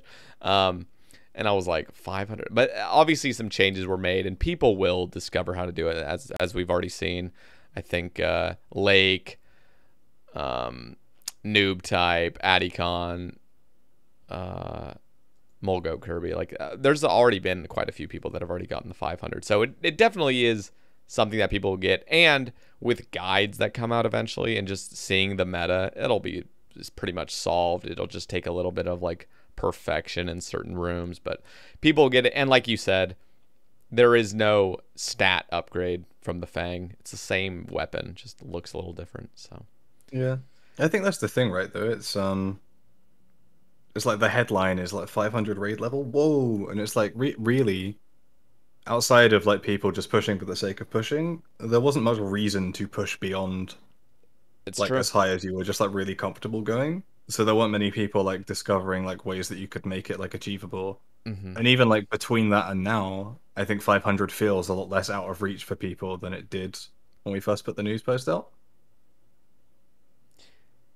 Maybe I'm wrong, but I agree. It's the kind of thing to like see how it like moves over time, and as well, like, you know, at some point, new gear will come into the game, and probably new gear will be better than gear that is currently in the game, because that is the nature of like progression in MMO, right? Like power creep is within reason, like part of what sort of just has to happen for stuff to feel worth doing, like end game. Otherwise, you just, you know, it's true. Bandos was BIS for like a million years, and people just get bored of wearing Bandos all the time.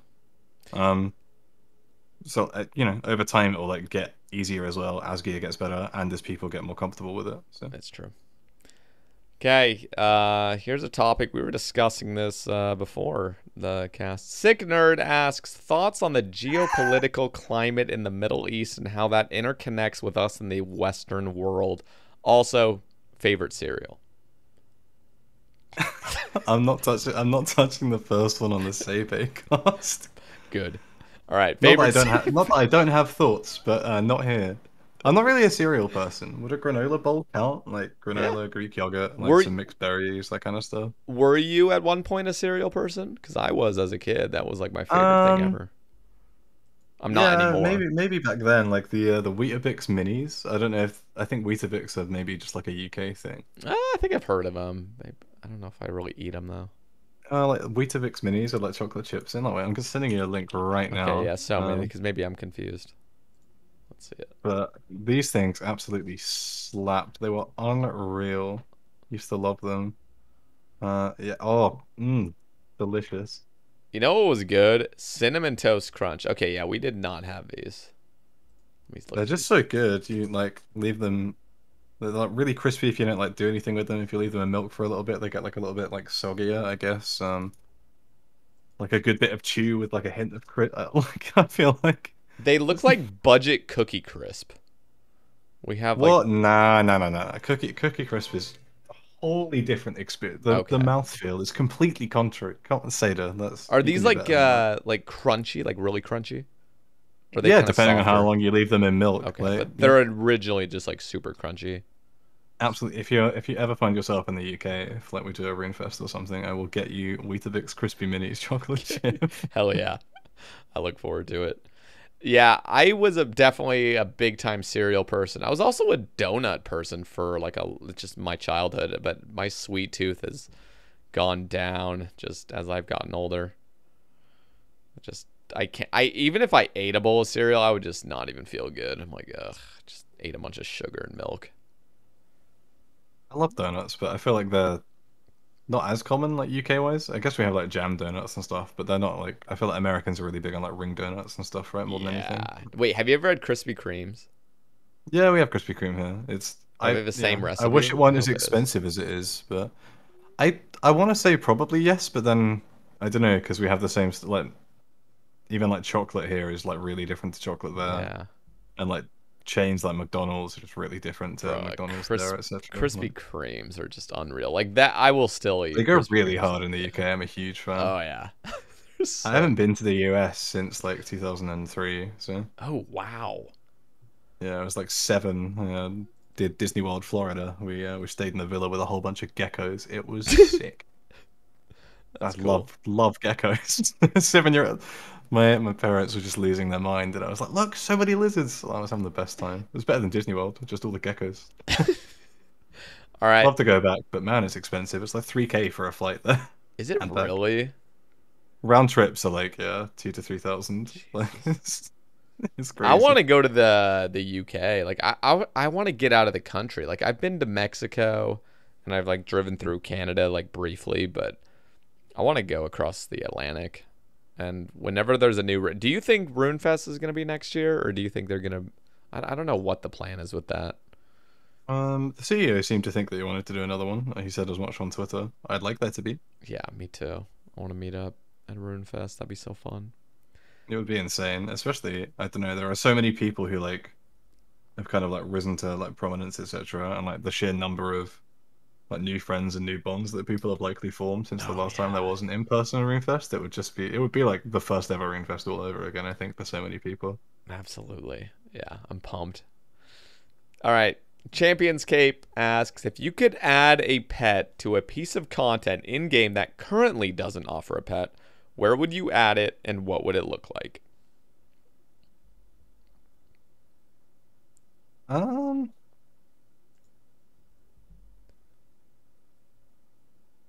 hmm. Do you mind if I share mine? Yeah, go for yours. Maybe it'll inspire me. So this would be crazy. First of all, it relates to superior monsters. So Okay. first of all, I think what would be fantastic is a Jurassic Wyvern, which is the superior version of a skeletal wyvern. For some reason, we don't have a superior version of those.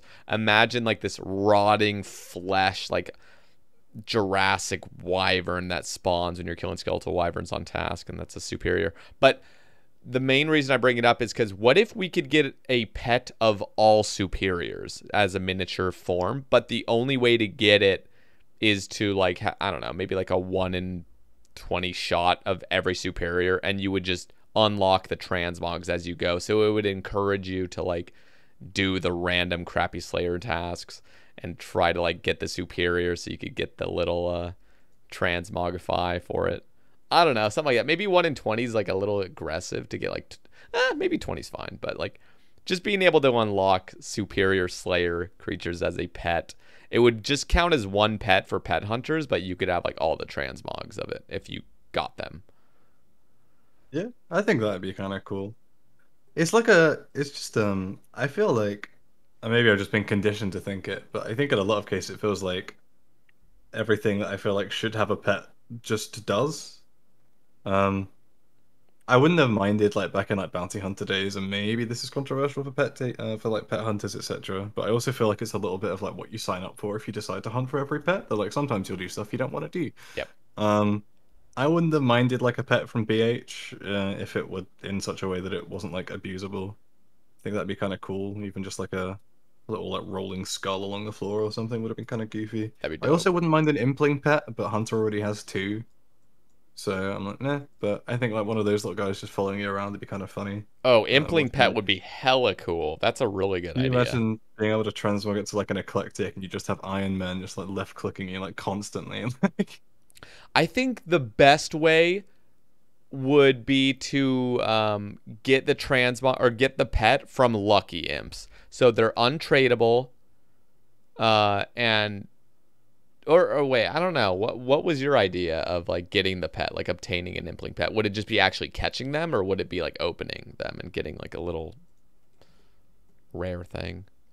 I think maybe even just like opening one from a jar, or just like, you know, it's like, oh, it seems like this particular impling has taken a liking to you or something like that. I just get worried if it's like buyable and you just spam a bunch of implings, but I mean that would definitely increase the maybe it would prices. have to come from like catching it, right? And it like refuses. I was to just go thinking into like your- maybe lucky implings, like just have a, I don't know, like a 1 in 50 chance or a 1 in 100 chance of a lucky impling getting the pet, and then that can transmog to like all of them or something. I don't know. Yeah, But that's a I will say cool I love idea. the I love the thing mod Rai drew up a while ago. I think it was Rai of like the little crab with a pot on his head for cooking, and it's like difficult with buyable skills, but I feel like maybe if buyable skills have some kind of like method of training, like similar to like Wintertold, etc., then there are kind of cool ways to introduce thematic pets like that without worrying about people just like buying the pet, quote unquote. So maybe, you know, we'll do cooking Todd one day, and we give people a little hermit crab with a big cooking pot on his head. We got to have Herblore Todd and just have like a little Walter White walking behind you or something like that. Heisenberg. Okay. Sani asks, how did you become one of the voices of PvP content on the Jagex team? And I'm going to also ask this one by Mac Drainer. He's asking, is making Bounty Hunter 3 on the radar for you guys? And he says, please say yes. In terms of becoming one of the voices, like, I don't really know. Like, I don't do a whole lot of PvP. I PK from time to time, and I have like a soft spot for it. Like, you know, way back in the day, kind of like end game was you'd either do like Barrows, DKs, KQ, KBD, or you would get your rune set and you would just full send it at Edgeville. You'd die and you'd go and grab another one, and like that was for like a lot of people, I think, just like what end game looks like when you'd made it. Like you just like it would be so crazy active there. And like then I think back to the petition that was kind of responsible for, I think, 2007 Scape. Kind of starting in the first place, and how for a lot of people it felt like it was driven by like the PvP community. I think was it Return of Wilderness? No, it wasn't. I can't remember. I can't remember the guy who like started it all, and I really should, because it's a little bit disrespectful that I don't know that. But it felt like, I don't know. To me, there's a big part of me that feels like old school likely would not exist with the level of support that it has now because of the tiered nature of the petition that ran, if it had not been for the PvP community. And sometimes I think it's a little bit disheartening. And I'll say to back that up as well, like if you played in like 2013 and like 2014, Wildy was still like crazy active with, just because like we didn't have a whole lot of in-game stuff. Like we had God Wars and stuff, but even like looking at the One Man Army series from Bowie that started Iron Man, it was a PvP series. And I think sometimes I feel a little disheartened that a community that, in my mind, and I'm happy for people to point out like that there's like flaws in the way that I've like built up this opinion, um, did like a lot to give us the old school that we have now, to have ultimately wound up with a player base that it feels like would not care if PvP were just removed from the game. Yeah. In terms of like the vocal player base. So I think like for me it's a case of I have a soft spot for PvP. I enjoy PvP in old school. I think like the skill ceiling is crazy high. I got into it via like Bounty Hunter on like a baby pure, and then started doing like a little bit of deep stuff on like a med level. I have a soft spot for it, and I just think it's scary for a lot of people. And I was just sort of happy-ish to hopefully be involved and to just at least listen and try to engage. And there are definitely other people. I don't think there are like people like on the Jagex team, for example, who like massively dislike PvP, quote unquote. But I think it's just like when you've got so much other stuff to be doing, having to like juggle or like really try and like drill down into the issues with like PvP content in old school is just hard to do. It's like scary, especially with like the nature of being publicly seen to be doing so much in PvP. Like the PvP community can be scary sometimes for people to engage with. I agree. Like from that kind of place. That's actually kind of a good point. Like obviously, this game was sort of founded on like PvPers that like enjoyed or wanted old school simply for the classic PvP. The thing that like bothers me is like, okay, one, I would love, and I'm not even going to participate in it, but I would love Bounty Hunter to come back, because Bounty Hunter was like consensual fighting. You know, you're fighting one-on-one, and you would just like be like, okay, I'm geared to like fight. In my head, and this again, it's coming from an Iron Man, by the way. I feel like in my mind, PvP has just turned into like this go out in the wilderness and get ragged, or like just fucking get attacked for no reason, and you're not even wanting to, but there's so much incentive to go out there to just get your rewards or get whatever you're going for. Dragon pick. It's not like the dragon pick's always like the main thing that's always brought up, but just being out in the wilderness for certain skilling activities, black chins, chaos altar, things like that, and you're just getting attacked over and over, and it just causes. And again, one of the big problems that I've noticed is it's just the fact that Iron Man exists now. If Iron Man mode or no modes ever existed and everyone is a main, it would probably be fine. I mean, PvP would probably be in a decent place because everyone can get an incentive to like fight somebody and get their shit. But I mean, I know there's loot keys now, which if you're an Iron Man, you can loot it on your main or whatnot. But it's just for a large portion of the community, it doesn't even feel like it's classic PvP anymore. So like Bounty Hunter would kind of bring that back, and just people wanting to engage in it.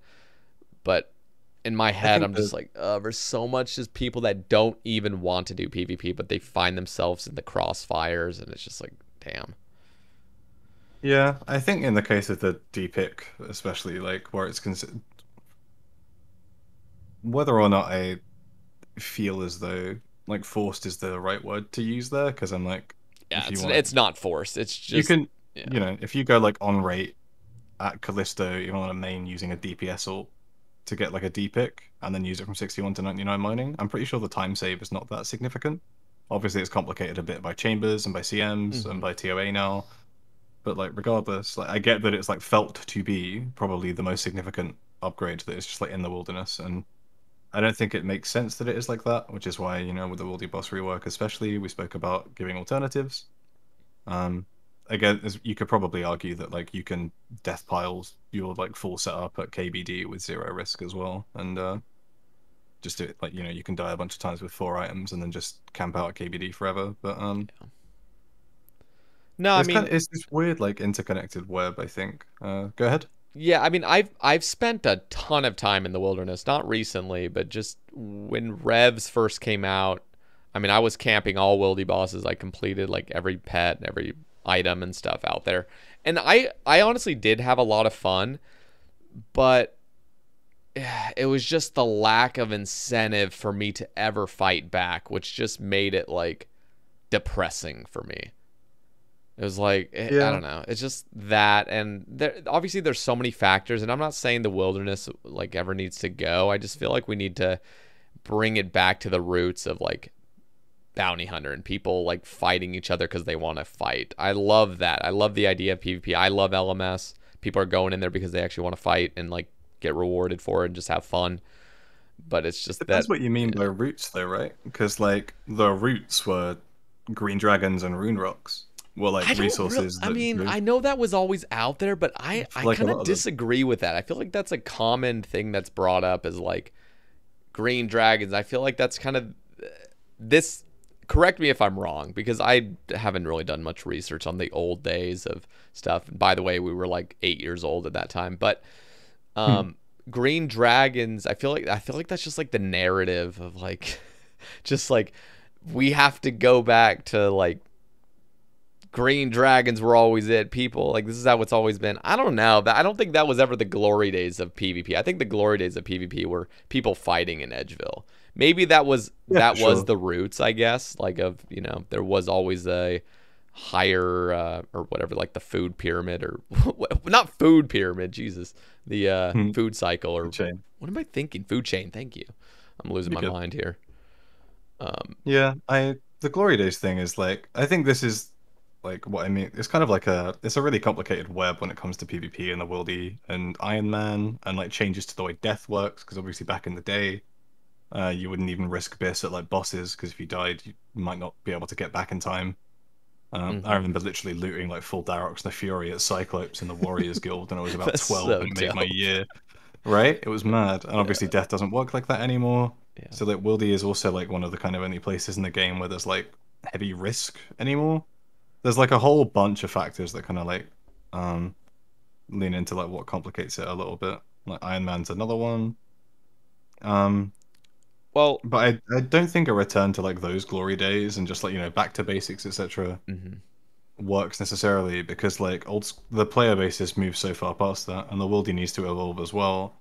But I don't think the way that the Wildy evolves necessarily needs to be in a way which is like detrimental to PvP or like removes it entirely Yeah. in the way that like some people would like maybe like to see. I think just like better balance, right? Like Yeah. for me and like what I personally feel as though is that there is like nothing in the Wildy really at the moment outside of like maybe revs, considering how like low effort they are, where like the reward feels worth the risk that you take, even if you're not planning to fight back, which is part of what I was saying earlier with like Chaos Altar, is that like it is worth doing even if you die. The problem with Chaos Altar for me is that you just die over and over anyway, right? Yeah. But stuff where you still feel like it was worth your time taking the risk, even if you die from time to time, and you're like just choosing to make your money that way. If it's like maybe lower requirements or like a bit lower effort, but the easier fights and such are made up for by the risk that you take. I don't think that's necessarily a bad thing. Um, Yeah. I agree. I mean, I think we're kind of on the same page. I just see it as yeah, I want people to participate in PvP because they want to and just like fighting. I want to actually ask you about the Wilderness boss rework. I read the blog. It looks hella exciting. I mean, I'm really excited for what you guys are planning on doing. So for those that aren't really in the loop, if you want to share kind of a little bit more on the Wilderness boss rework and when's it coming out? sure. And just to go back to the other question quickly first, would love to do Bounty Hunter, for so many obvious reasons. I think like if you ever want to do stuff with the Wildy and to like bring new people into PvP, then Bounty Hunter for so many people is like the first way to do it. So Yeah. Yeah. yeah, for sure. Um, Wildy boss rework.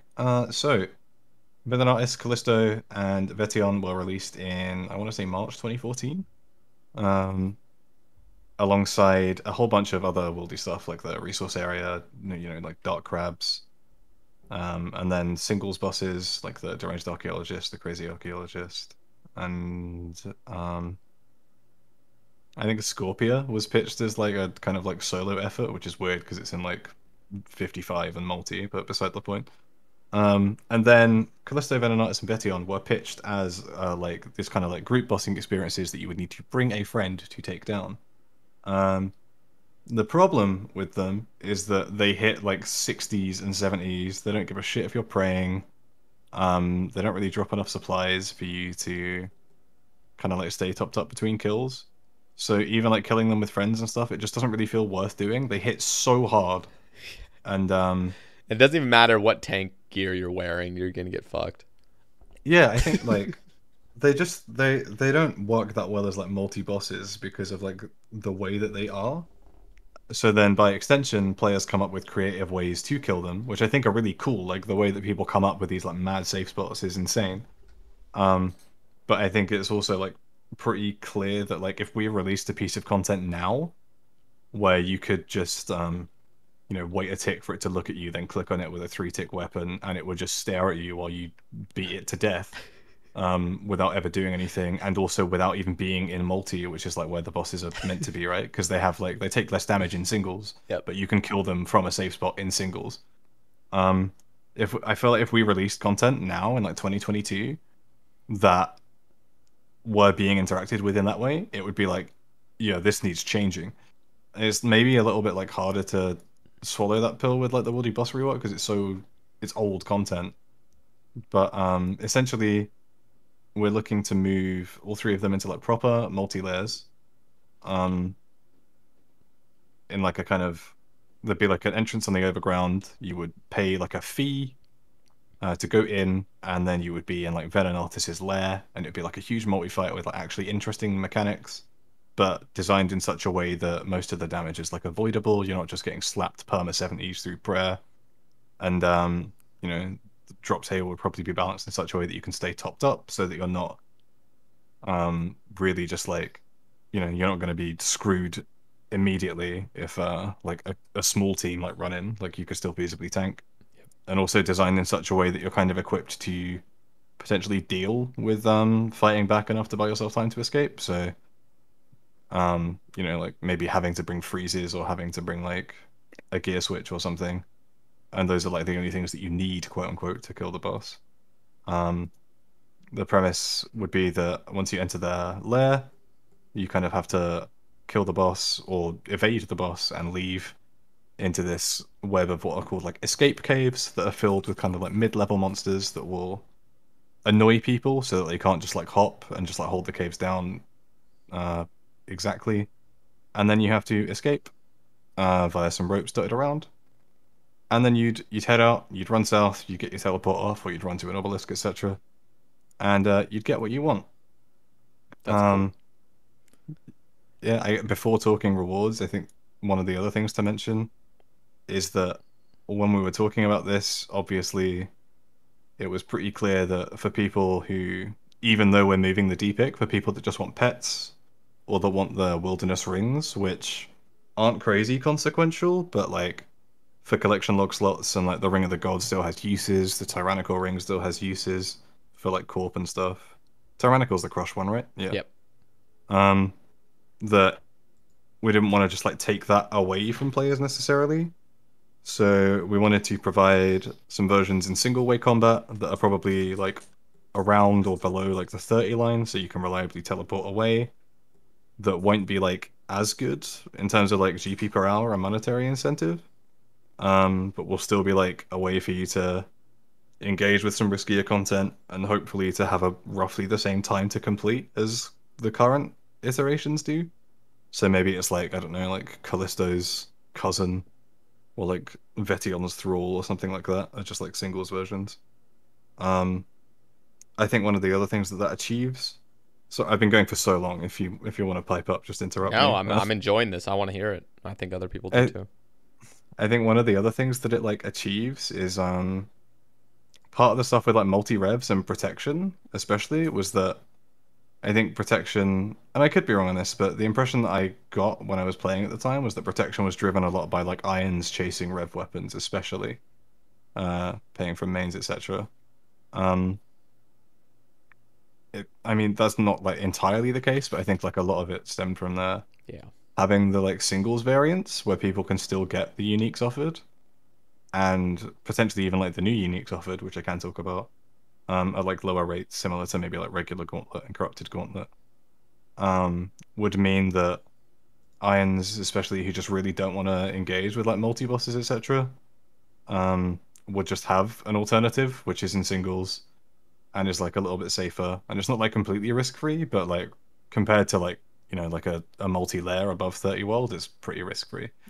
Um, would probably not warrant the same kind of degree of like protection racket as we saw from like multi-revs. I have a bunch of thoughts on like multi-revs, but and Yeah. like in general. But we made like I think we've made like a fair few concessions to try and deliver something that works for everybody, right? Like we don't want to shaft like irons. We don't want people to feel like they have to go into multi. So like combat achievement, like kill counts or like diary kill counts would work on the singles bosses as well. And these multi versions are literally, if you want like decent odds at like new uniques, you want to make some more GP per hour and like risk it with your friends or like pull up in a small team, and just like have some fun fighting over like turf, then you can. And sure, some big clans will probably hold a couple of the worlds.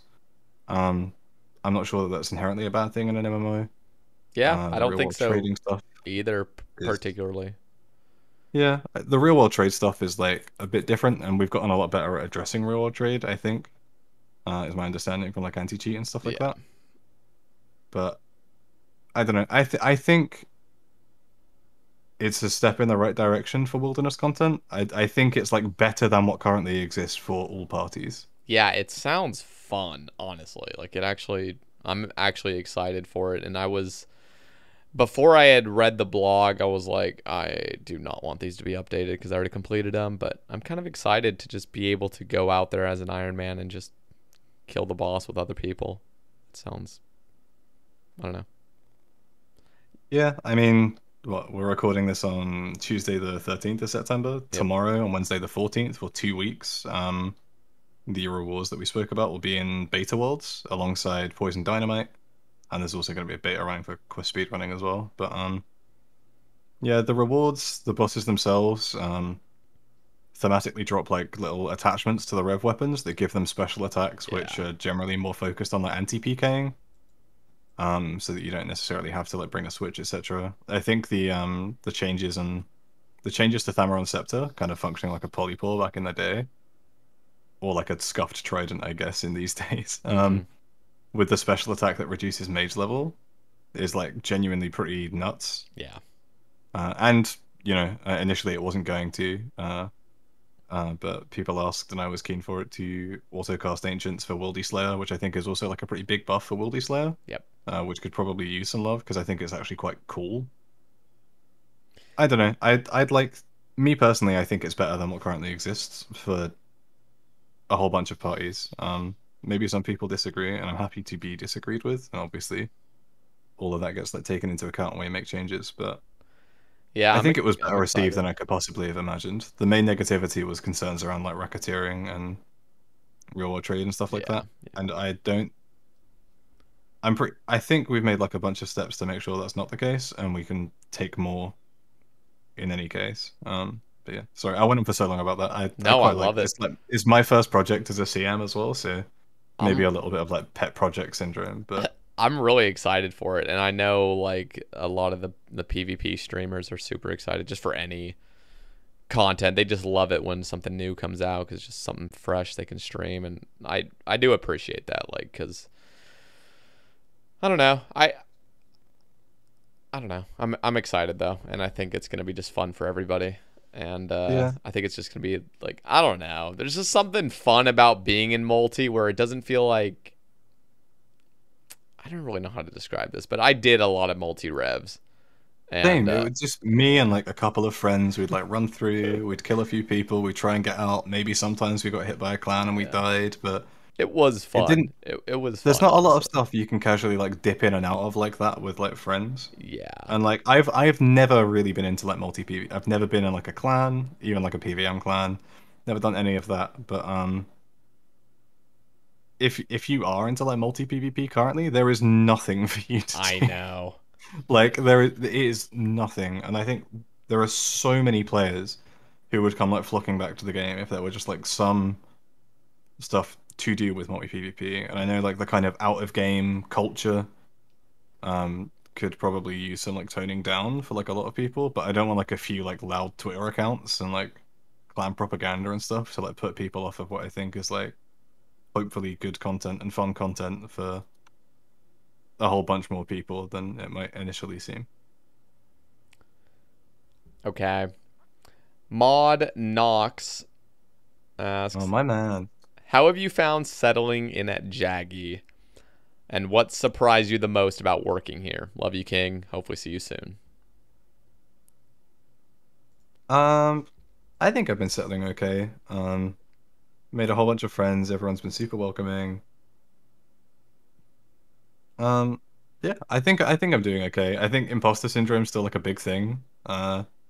And I don't think I've met anyone that works at Jagex that doesn't suffer from imposter syndrome to like some degree.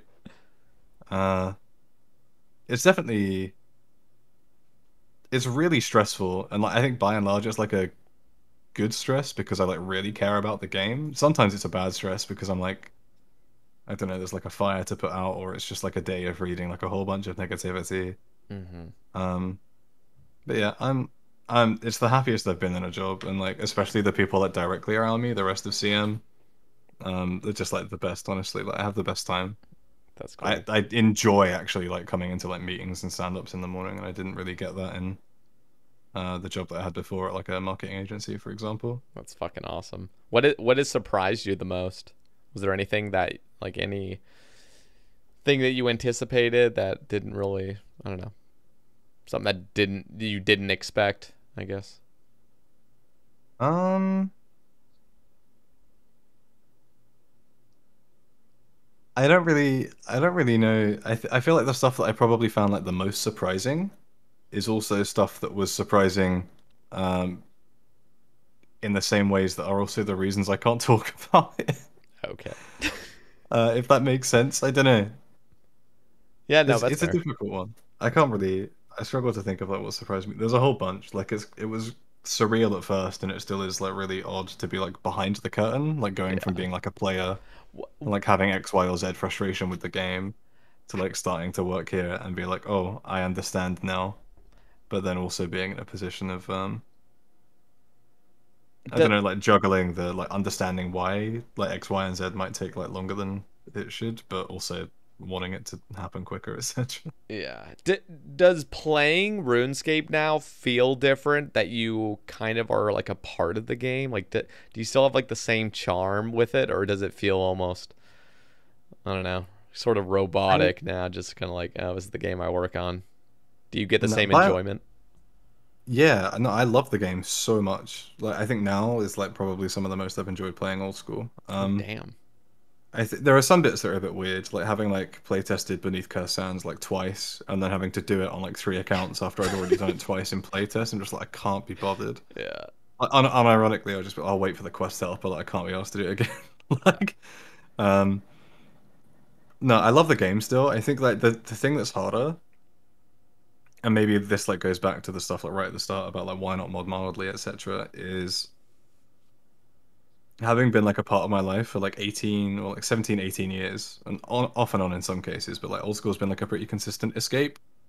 Like even just like browsing like the subreddit in bed and just like looking at like stupid memes. Mm-hmm. But like before I started, when it came to like, negativity or like feedback on the game, etc., I was kind of in a position where I could be like, I'm not so fussed about that. Like I'll just like scroll past it.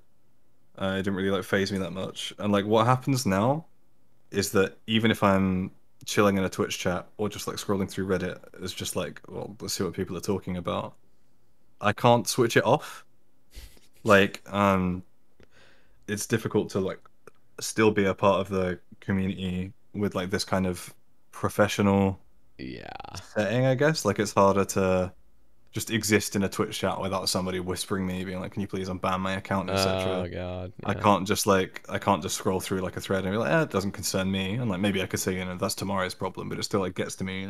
Yeah. That's So fair. it's like I lose a little bit of like the escape or like the solace that I took in the game. But I still love the game. It's just that side of things is like difficult. Like it's weird to like lose a little bit of like that side of things. Yeah. Like I have to like watch my mouth on like Twitch and stuff, Yeah, you can't just speak your mind exactly. Even if it's on your like mildly entertaining account, like because people still Yeah. know you're Mod Goblin, so it's like. Grax asks, "What's your favorite piece of content in OSRS?" We've kind of already covered the second one, but he asks, "Was it a hard decision to bin your long education to work in the gaming industry? And is the beanie too small or is the head too big?" Hmm. Uh, favorite piece of content. I feel it changes, right? Like I I don't know, I jump around so much. Like it's not like an individual piece of content, but I'm obsessed with early game and just like rooting around like those like starter areas in general. But it's not like a piece of content specifically. But I just love like blasting an account like really quick off the bat.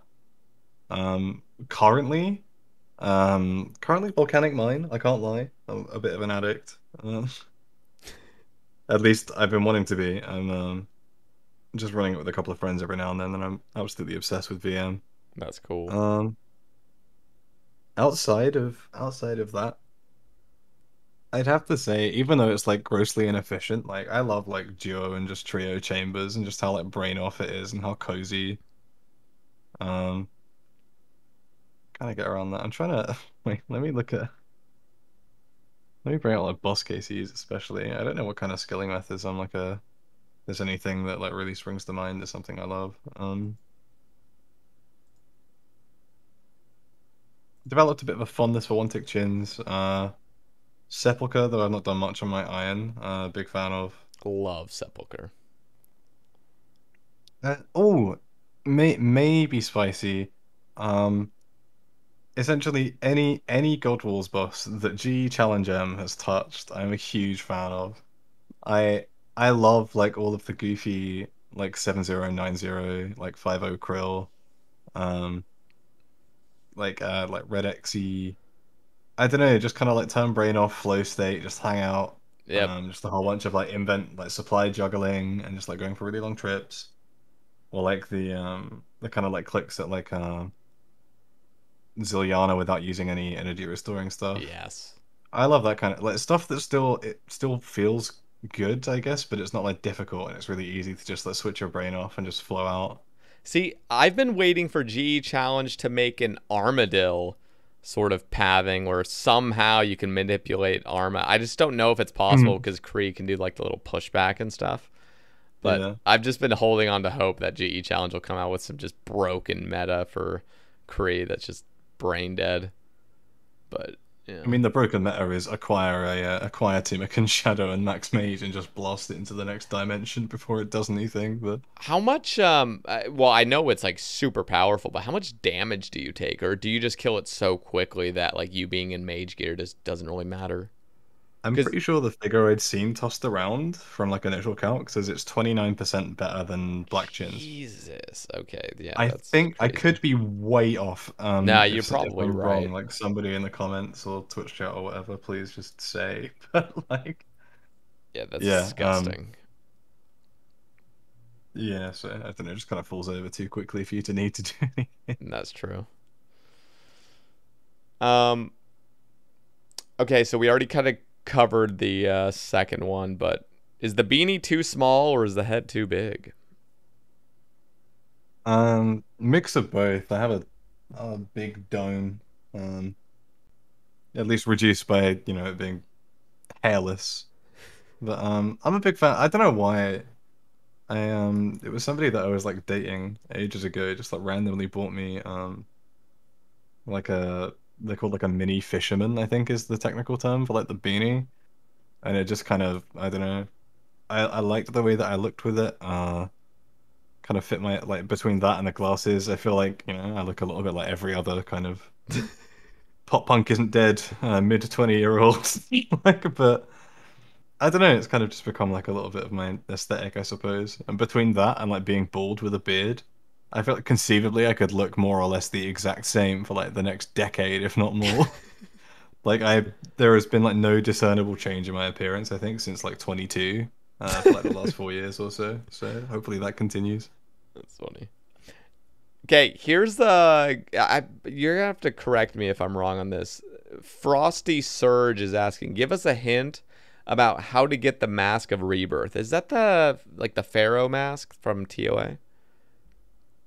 It's yeah, the Pharaoh with like cat ears, right? Yeah, something like that. Do we need to do something outside the raid or inside of it? Please and thank you, you a cool dude. I could.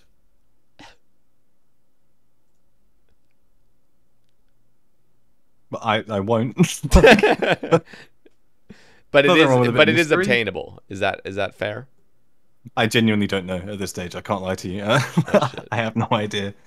A lot of the kind of cooler, like out there stuff. I don't know. So I knew how people would like get their kits and pet mogs and stuff like that, but I don't know about the Mask of Rebirth. Okay. It doesn't have stats though, right? It's just cosmetic, I believe. I think it's just a goofy cosmetic. Okay. It looks cool though.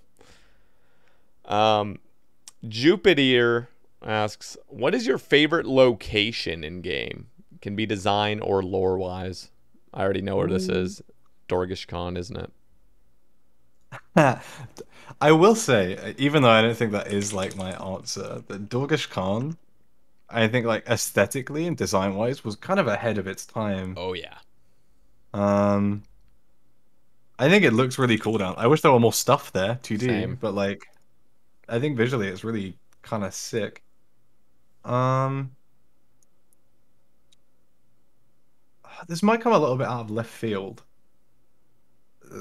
It's this weird. It's like a little farmstead, I think, like northwest of Prif. I think it's called Gwyneth. There are some like cool looking maple trees there. It is just like the most. There is no reason to go there. Like I'm pretty sure, really, but it's just like one of the most serene, and I think Yeah, like yeah. just one of the most gorgeous parts of the game. Um, Honorable mention to the Enchanted Valley from like the Fairy Ring Code, which I Oh yeah. think is also like it's just like a random thing, right? Like, I know you can go there for like a rune axe, right? And I'm pretty sure you can get a rune pick there as well, like everyone was doing in leagues. But Mm-hmm. it's just really pretty there, which is weird because it's like just an old piece of content. But yeah, Gwyneth, northwest of Prif, feeling the good vibes. Check it out. Like, Yeah, it is. It really is nice. That's kind of near the stash unit where you have to do the master bryophyte step. Is that what I'm thinking of? I Kinda think like yeah, near the like orange big maple. black dragon on the Yeah, yeah, hill and yeah. stuff as well. Yeah. Yeah, that's a cool place. I think, well, I love Dorgish Khan, first of all. I also love, this sounds really weird, but I really love, well, Nate is Not's also cool. I like that place. hmm But also, uh, what's the place called? Tarn's Lair. Because Okay. it's just I so different than any other place in the game. It's just like It's so really goofy. medieval and weird and janky, and it's cool. Yeah, and it's also the kind of thing that like I think most players these days will never actually like navigate through, because obviously you can just let Slayer Ring to the end. Yeah. But yeah, even just the stuff like how wild the drop tables are, like during leagues, like telling friends that like oh you can get like if you need agility potions for what was it Tybo One Eye Trio, you can get them from like the skeletons just outside Tarn's lair and stuff, like a specific level. And just like the drop tables there are so bizarre. There's so much like Yeah. weird stuff on there. Maybe there's stuff on there that hasn't even been like crowdsourced yet. I don't even know. And it was also like one of the weirdest. I don't think anybody else really like clocked it or cared, but I think it was my news post at the time, and there was like a trivial change, and it was there's like a bank in Tarn's Lair that you have to pay to use. I'm pretty sure. Mm-hmm. And there was a trivial change where we had added the functionality that you could purchase bank space from this bank, and I'm like, if we had not added that, I don't think anybody would ever have called it out for like years. But it was just such a random thing to see for me to like have to like put into a news post, being like Yeah. this random bank you never even knew existed. You can now use to buy bank space at. Yeah, I think Tarsla is cool. I think It's just, it's just it's yeah, weird in like a cool way though. It's yeah. not It's like ancient. It's, hmm. yeah. Okay. If you could add yourself into the game, where would you put yourself, and what would your NPC say or do? I'd want to be I don't know where. Maybe Dorgish Cutlery needs something to do. Why not put me in there? Make me a farmable NPC, and then if ever anyone's like mad at something that I've said, they can just farm me in game. I want to be fodder, you know. I want to be a training method. Like, You want to be a movement. You want to be Wook's walk, the Goblin walk. yeah, no, I don't know. I would like to think that maybe one day I will have been here long enough or had a tenure impressive enough to to ever consider some kind of homage, but I Uh, have no idea. I You, would love you for players to just beat the shit out of me repeatedly to take out frustration. Like, were you already a JMod when Land of the Goblins came out, or whatever that quest is? Because I that would want have to been say the that was perfect reported time. in, wasn't that February? I can't even remember. Land of the Goblins was February 9th, so yeah, no. Rip. That could have been you, man. You could have been there. Could have been me. Um, let's see. James asks, how do you feel content creation and streaming has changed over the past few years? Do you prefer more modern YouTube series as opposed to those from 2013 to 2016, 2017 to 2020, etc.? So you can take that as you will. Any thoughts? It's kind of an interesting one, I guess, in terms of like the way that trends move. Um, like weirdly, I don't know, like when we talk about like over the past few years, I guess not harkening back to like the old like PK vids from like way back in the day with the definitely legally obtained Sony Vegas over edits with like mid 2000s alt rock. Um, but like I can't really think back to much like a before like one man army in terms of old school videos that weren't like guide content, etc. And I think guide content is still kind of consistent-ish, but has been like a little bit displaced by the quality of the wiki and various Discord servers and stuff, like the Gear Discord, the Skilling Methods Discord, Iron Man Discord, so those respectively, like We Do Raid, TOA Discord, etc. Like it feels like harder to make guides that really like pog off when there are so many just insane resources, because I think those used to like really go nuts. And then obviously you had like One Man Army and some like unofficial Iron Man series and like unofficial Iron Man. I think like Foe was also like an unofficial one, right? Back in the day. Yeah, I think wasn't he like the UI or what was his Fultimate, Faux Ultimate or whatever? Because he played on like UIM, right? Wasn't that his dedicated account, or was it just a normal Iron Man? Don't know. This I was can't even remember. almost a decade ago. Yeah. I barely remember what happened to me yesterday. But like, I feel like that, and then like Iron Man obviously changed the landscape a little bit, or like a lot, and then it was just progress series on progress series on progress series, Yep. and then like as you'd expect, I guess you kind of hit this point where I've seen all the progress. Like that, I have seen so many people make all the progress, and they have like a maxed iron, or they've done all the stuff, and then I guess like settled really kind of in like a big way at least, because I mean there were people doing like wild concepts like way before settled, right? You had like Verf with Karamja only, there were like Desert only UIM, like Wildinator and stuff like that. But like I feel like the approach taken and the care given to like crafting narratives and trying to make the content accessible in a lot of ways to people that don't play old school, and Swamplex I guess kind of like recontextualized a lot of what old school content creation looked like, and suddenly it wasn't just a progression series to be background noise for a lot of people. It was you not only need to like execute well and be like interesting or entertaining, but like you need an interesting concept, right? If you're gonna like make it on YouTube, at least, is And what it feels like a story lot of the almost. time. Yeah, right. Like you need to be a storyteller. Yep. And obviously a whole bunch of snowflakes spawned out of that, and loads of them are really entertaining. And loads of them still are like really entertaining. And then I feel like recently the kind of era of increasing adoption of like 3D has been really cool to see.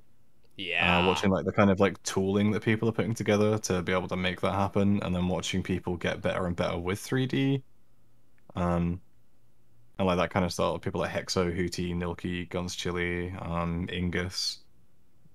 There are the Scold, like there are so many people who are just like getting kind of nuts with that stuff. Obviously, Lil Smokey, maybe like one of the kind of progenitors of that side of things. Dude, and now I guess, go ahead. To this day, I think Hootie Tootie, just because you mentioned Hootie Tootie, his Speedrun Cup trailer gives me the chills. Like it, I watched it like insane, a isn't week ago again. It was just recommended in my like homepage, and I watched it again. I'm like, it's fucking nuts. Like this, he did it himself. Like that was it. It wasn't even like a huge team. It was like just a solo project. It's just unreal the talent that's in the community. Mad, isn't it? All of the work that went into Speedrun Cup was just insane. yeah. Even from like, I don't know, Hootie's devotion to like making that happen was insane. Yeah. It was really fun to watch too. But I don't know. It's kind of, I think we're in a cool spot with old school, like, because there's so much stuff that still works. Like there are some people who still on like YouTube, especially, just do progression series that do well, like Mudkip, Devious, Mammal. You still have like cool snowflakes popping up all over the place. One of my favorites that just finished was is a guy called Life, spelled with a Y, who had like an Ultimate Iron Man combat only 30 defense account, and he finished full Inquisitor, which is insane. Like, so literally only attack strength, 30 defense, mage, range, prayer, hit points. Those are the only skills on the entire account. I think it's like 738 total with like full Inquis on a UIM. It's bonkers. It's insane. Jesus. No potions. Like you have to get potions from like drops and stuff. It's bonkers. Oh my God. Inspired me to make like an 807 account, and then I got drunk and got 2 cooking, so now it's an 808. We don't talk about that. Damn it. What do you think about negative XP lamps? Do you think those are appropriate? I'd like to see them. My understanding is that like technically they're actually like really difficult to do. Yeah, I can only imagine. Maybe not like completely impossible, but for the number of players that they would benefit, I think it might be like more expensive. And there's just like so much going on. I could be wrong, but yeah, content creation now is in such a sick place, right? Even like when you get into people like Jimmy doing his like kind of like green screen commentary videos on old school, like I don't know, there's just something for everyone in content creation now, and like Twitch is just booming. There are so many like really talented people doing everything. You've got like more casual people, you've got people like Jellyfish playing completely guideless, you've got like Giga, like endgame PVMers, you've just got people who are just the most charismatic people imaginable, and like I don't know, there's just, it's in such a cool spot, right? Like the game is such like a ridiculously rich history and appeals to I think just so many people from all over that like if you want something to watch, there's definitely something that you will enjoy watching. Yeah, no, there's a ton. I even like going back. Yeah, no, I mean there's actually multiple like OSRS podcasts going on. Like, well, there's Based After Dark, which I don't know if they focus too much on OSRS, but it's definitely a bunch of RuneScape creators that are talking, and Real Homie Hour, which is Mick Dilks, or Mick Homie now is his podcast, and Boon Bape is one. Like there, I looked on Spotify and I just typed in OSRS, and like there's like a significant amount of RuneScape podcasts. I was surprised, and yeah, there's just everything, right? Like yeah, this is kind of like a little spoiler, but I might be making a video soon. Just I want to make like a top five. It'd probably have to be like top five RuneScape podcasts that doesn't include my own, because I want to like number 1, the Saybaker. Well, yeah, of course, you know, number 1 and 2 is Saybaker now. But I really want to like explore these podcasts because, like, yeah, I mean, it's kind of like a lot of effort to just listen to, you know, just a random podcast you've never heard before and just do it. But I'm gonna like go through them, and I think I want to like rate them just to get the podcasts out there more, because there are quite a few that just people haven't even heard of. So Based After Dark especially is one that I listen to so much as well. Oh, it is. I don't think I'd ever be able to go on Based After Dark and contribute properly as Mod Goblin. It's hilarious. Like they're very polite too. Like I was on Based After Dark, and like there was 6 other dudes. I mean, no, there was 7 other. I think it was 8 of us originally. And I was like, this is gonna be a shit show. Like we're all gonna be talking over each other. But now it was like everyone was very respectful, and it was like going really smoothly. I was very impressed. So, but yeah, there's content out there for everybody. In terms of which I prefer as well, because I've just like read over the question. I really don't know. I think I'm a fan of the more modern stuff, just because I think a lot more of the modern stuff is like, I guess, like reaching mainstream audiences in a lot of cases, or like trending as such in ways that it like wasn't before.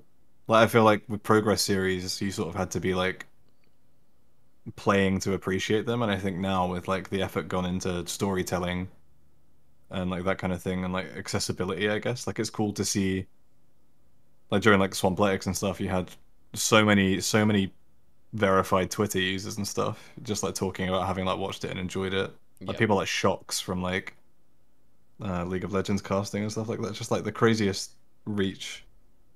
I think that's really cool. Like just I'd love to see like more of a just putting old school out to as many people as possible, right? Like to see the game grow and to see more people like reconnect with maybe some of the memories they made on the game as a kid. And I think people are doing that now and like recreating that sense of discovery and like wonder that was maybe lost a little bit. Absolutely. Here's an interesting topic, or just question, I guess, simple question. Spooky, or Furry Wall, Spooky Wall, asks, what is your favorite RuneScape sound? Favorite RuneScape sound? Yep. As of recently, Zabak's Roar. I did. It's just so. Maybe it's like added to by, like the animation and just how nuts the like whole mechanic is. But like, I think that's just insane. In terms of like iconic sounds, Ice Barrage. Something about it, man. You know. I think my favorite is the rune crafting altar sound. Yo, good That one. little like Yeah, ringing. a lot of time for that. You know what one that's tilting though? Is crushing a gem. Like crushing like an opal or something. Yeah. Like you're cutting, you're getting that satisfying noise, and it's like it's just like fuck. What? Like why is this? First of all, because you're a JMod, I got to bring it up to you. Can the crafting cape please like give a perk that you never break a gem ever again? Like that. Like that's got to be a thing. Like is that's not busted, right? Like why are we still breaking gems at 99? They're fragile gems. Yeah, but Maybe it's to do with the purity of it's nothing. It's no comment on your skills as a craftsman. Maybe the opal itself was just too full. Yeah, I think impurities make gems hard to cut generally. I could be wrong, but I'm maybe just it might be up tilted to by it, it to I'm this not sure. day. Just continually crushing them, even at 99. I'm like, oh my god. Oh, you know what's also Skill games annoying? in general could do with some love, I think, or balancing. But Yeah. The one more annoying sound is when you're going across like an obstacle with it's this pyramid plunder. You walk in, you accidentally misclick the little inspect wall or whatever, and you accidentally just run through it and you get stabbed by like the wall arrow things. That noise. I've never heard that sound. I don't often play with game sounds, weirdly. I really should, because I know they're like. I always play with Especially with sounds, stuff never like- music though. Yeah, especially with more recent content, I think sounds and like audio cues are a lot better than they used to be. they're But I'm just not huge. used to playing with sound. Yeah, that noise though of you getting stabbed and sent back a tile to like redo it again is incredibly tilting. It's the noise of it just pisses me off. As long as we're happy leaving the ACB spec untouched. That actually happened to me the other day when I was chopping a tree. Like I got a nest and the ACB spec went off. I was like, Jesus Christ. What is it? A 1 in 256 or something chance of happening? Something I weird. think it's something like that. But it's just so funny. Like it's just so So egregiously random. loud. I love it so much. I wouldn't change it for the world. Like, Oh my god. Okay, Father Eric, which goblin NPC is the best? oh, Zanuck every day. Nice. Which is going to do great things one day if we have a backport stuff like Chosen Commander and stuff. Maybe spoilers. General Bent Nose, he's pretty dope. Like him. I can't stand them because of the Goblin Diplomacy cutscene just not being like skippable in its entirety. Just so long listening to them whine at each other. Yeah, that's true. Okay. I'm gonna ask you, is there anything that you would like to touch on before I cover my just last topics? I don't think so. I'm pretty sure. Yeah, I'm kind of like blasted through almost all of the replies. Yeah. Okay. Mod Goblin, or as Eevescape said, just a little shout out to Eevescape, says God Moblin. I like that. It's my main Irons in-game name. Oh, really? God Yeah, it's Moblin. I my love it. alter ego. I'm invisible. Nobody knows. Okay. I want to ask for 3 shout outs, first of all, but before that, Oh, and I know earlier you had mentioned, you're not really sure, what your plan is for 5 years down the road. Life changes pretty quickly, but I still want to ask, and I'll make it a little bit easier. Where do you see yourself in like 2 years from now? Like, do you still imagine yourself being a part of Jagex and still like, I mean, I'm assuming so. Do you have any other like goals, maybe like IRL potentially that you haven't talked about, like things that you want to accomplish in the next 2 years? Um, yeah, I think my fiance and I would both kind of like to move out of London a little bit. We pay a lot for like a one bed flat at the moment. I think we'd like to move somewhere with a bit more space, get a dog.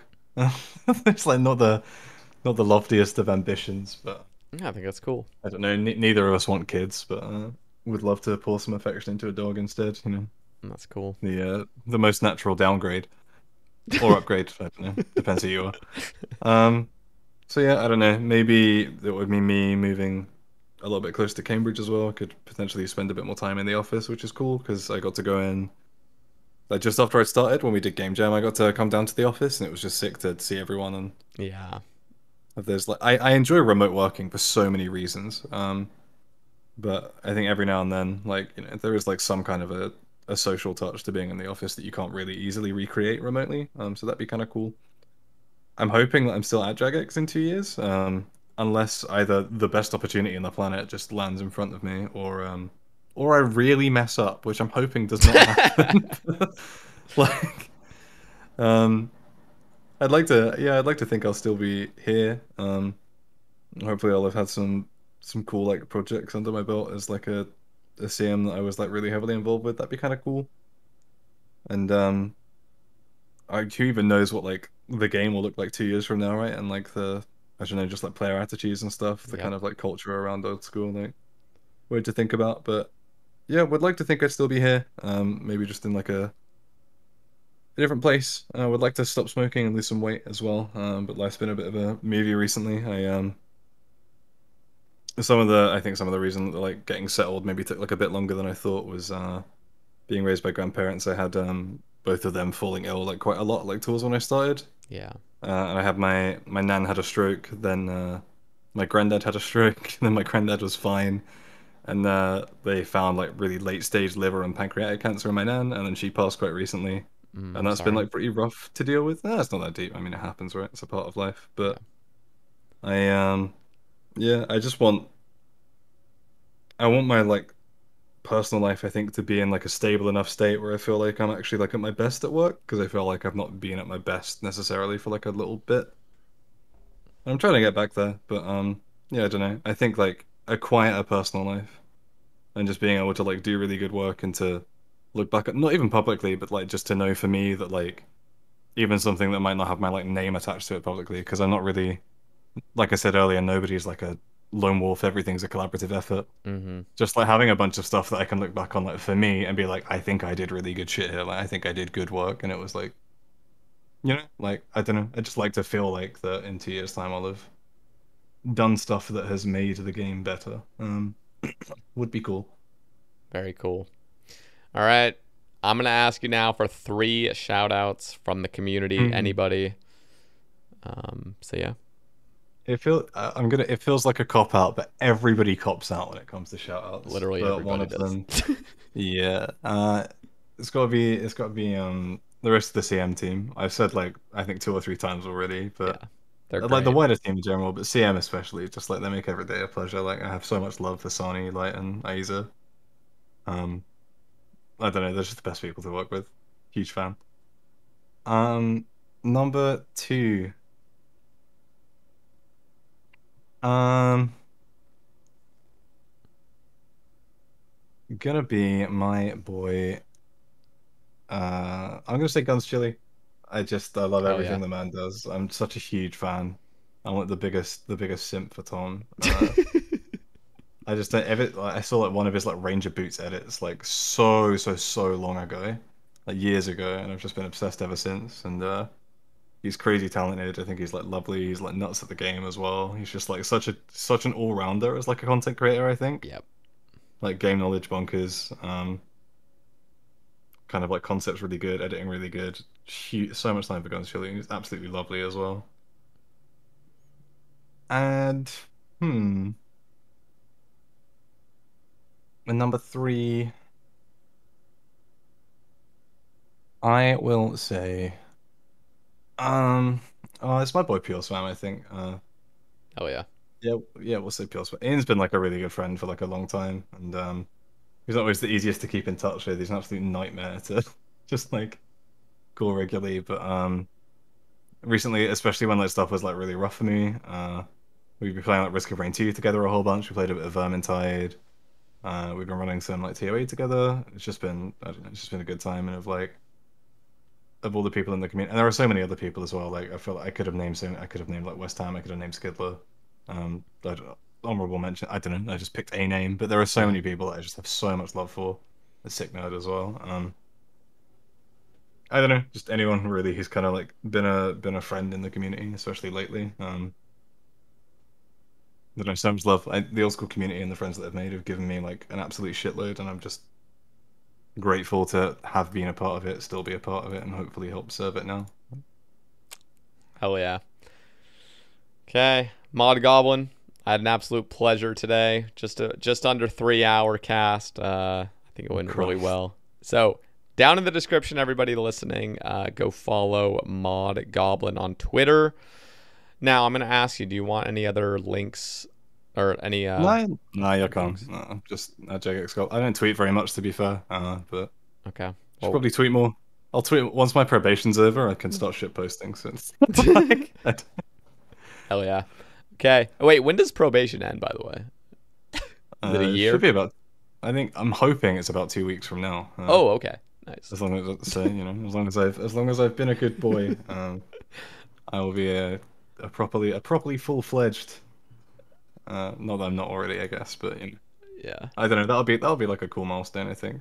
Very, very cool. Okay, guys, thank you very much for listening. Mod Goblin, thank you once again for your time. I loved it tonight.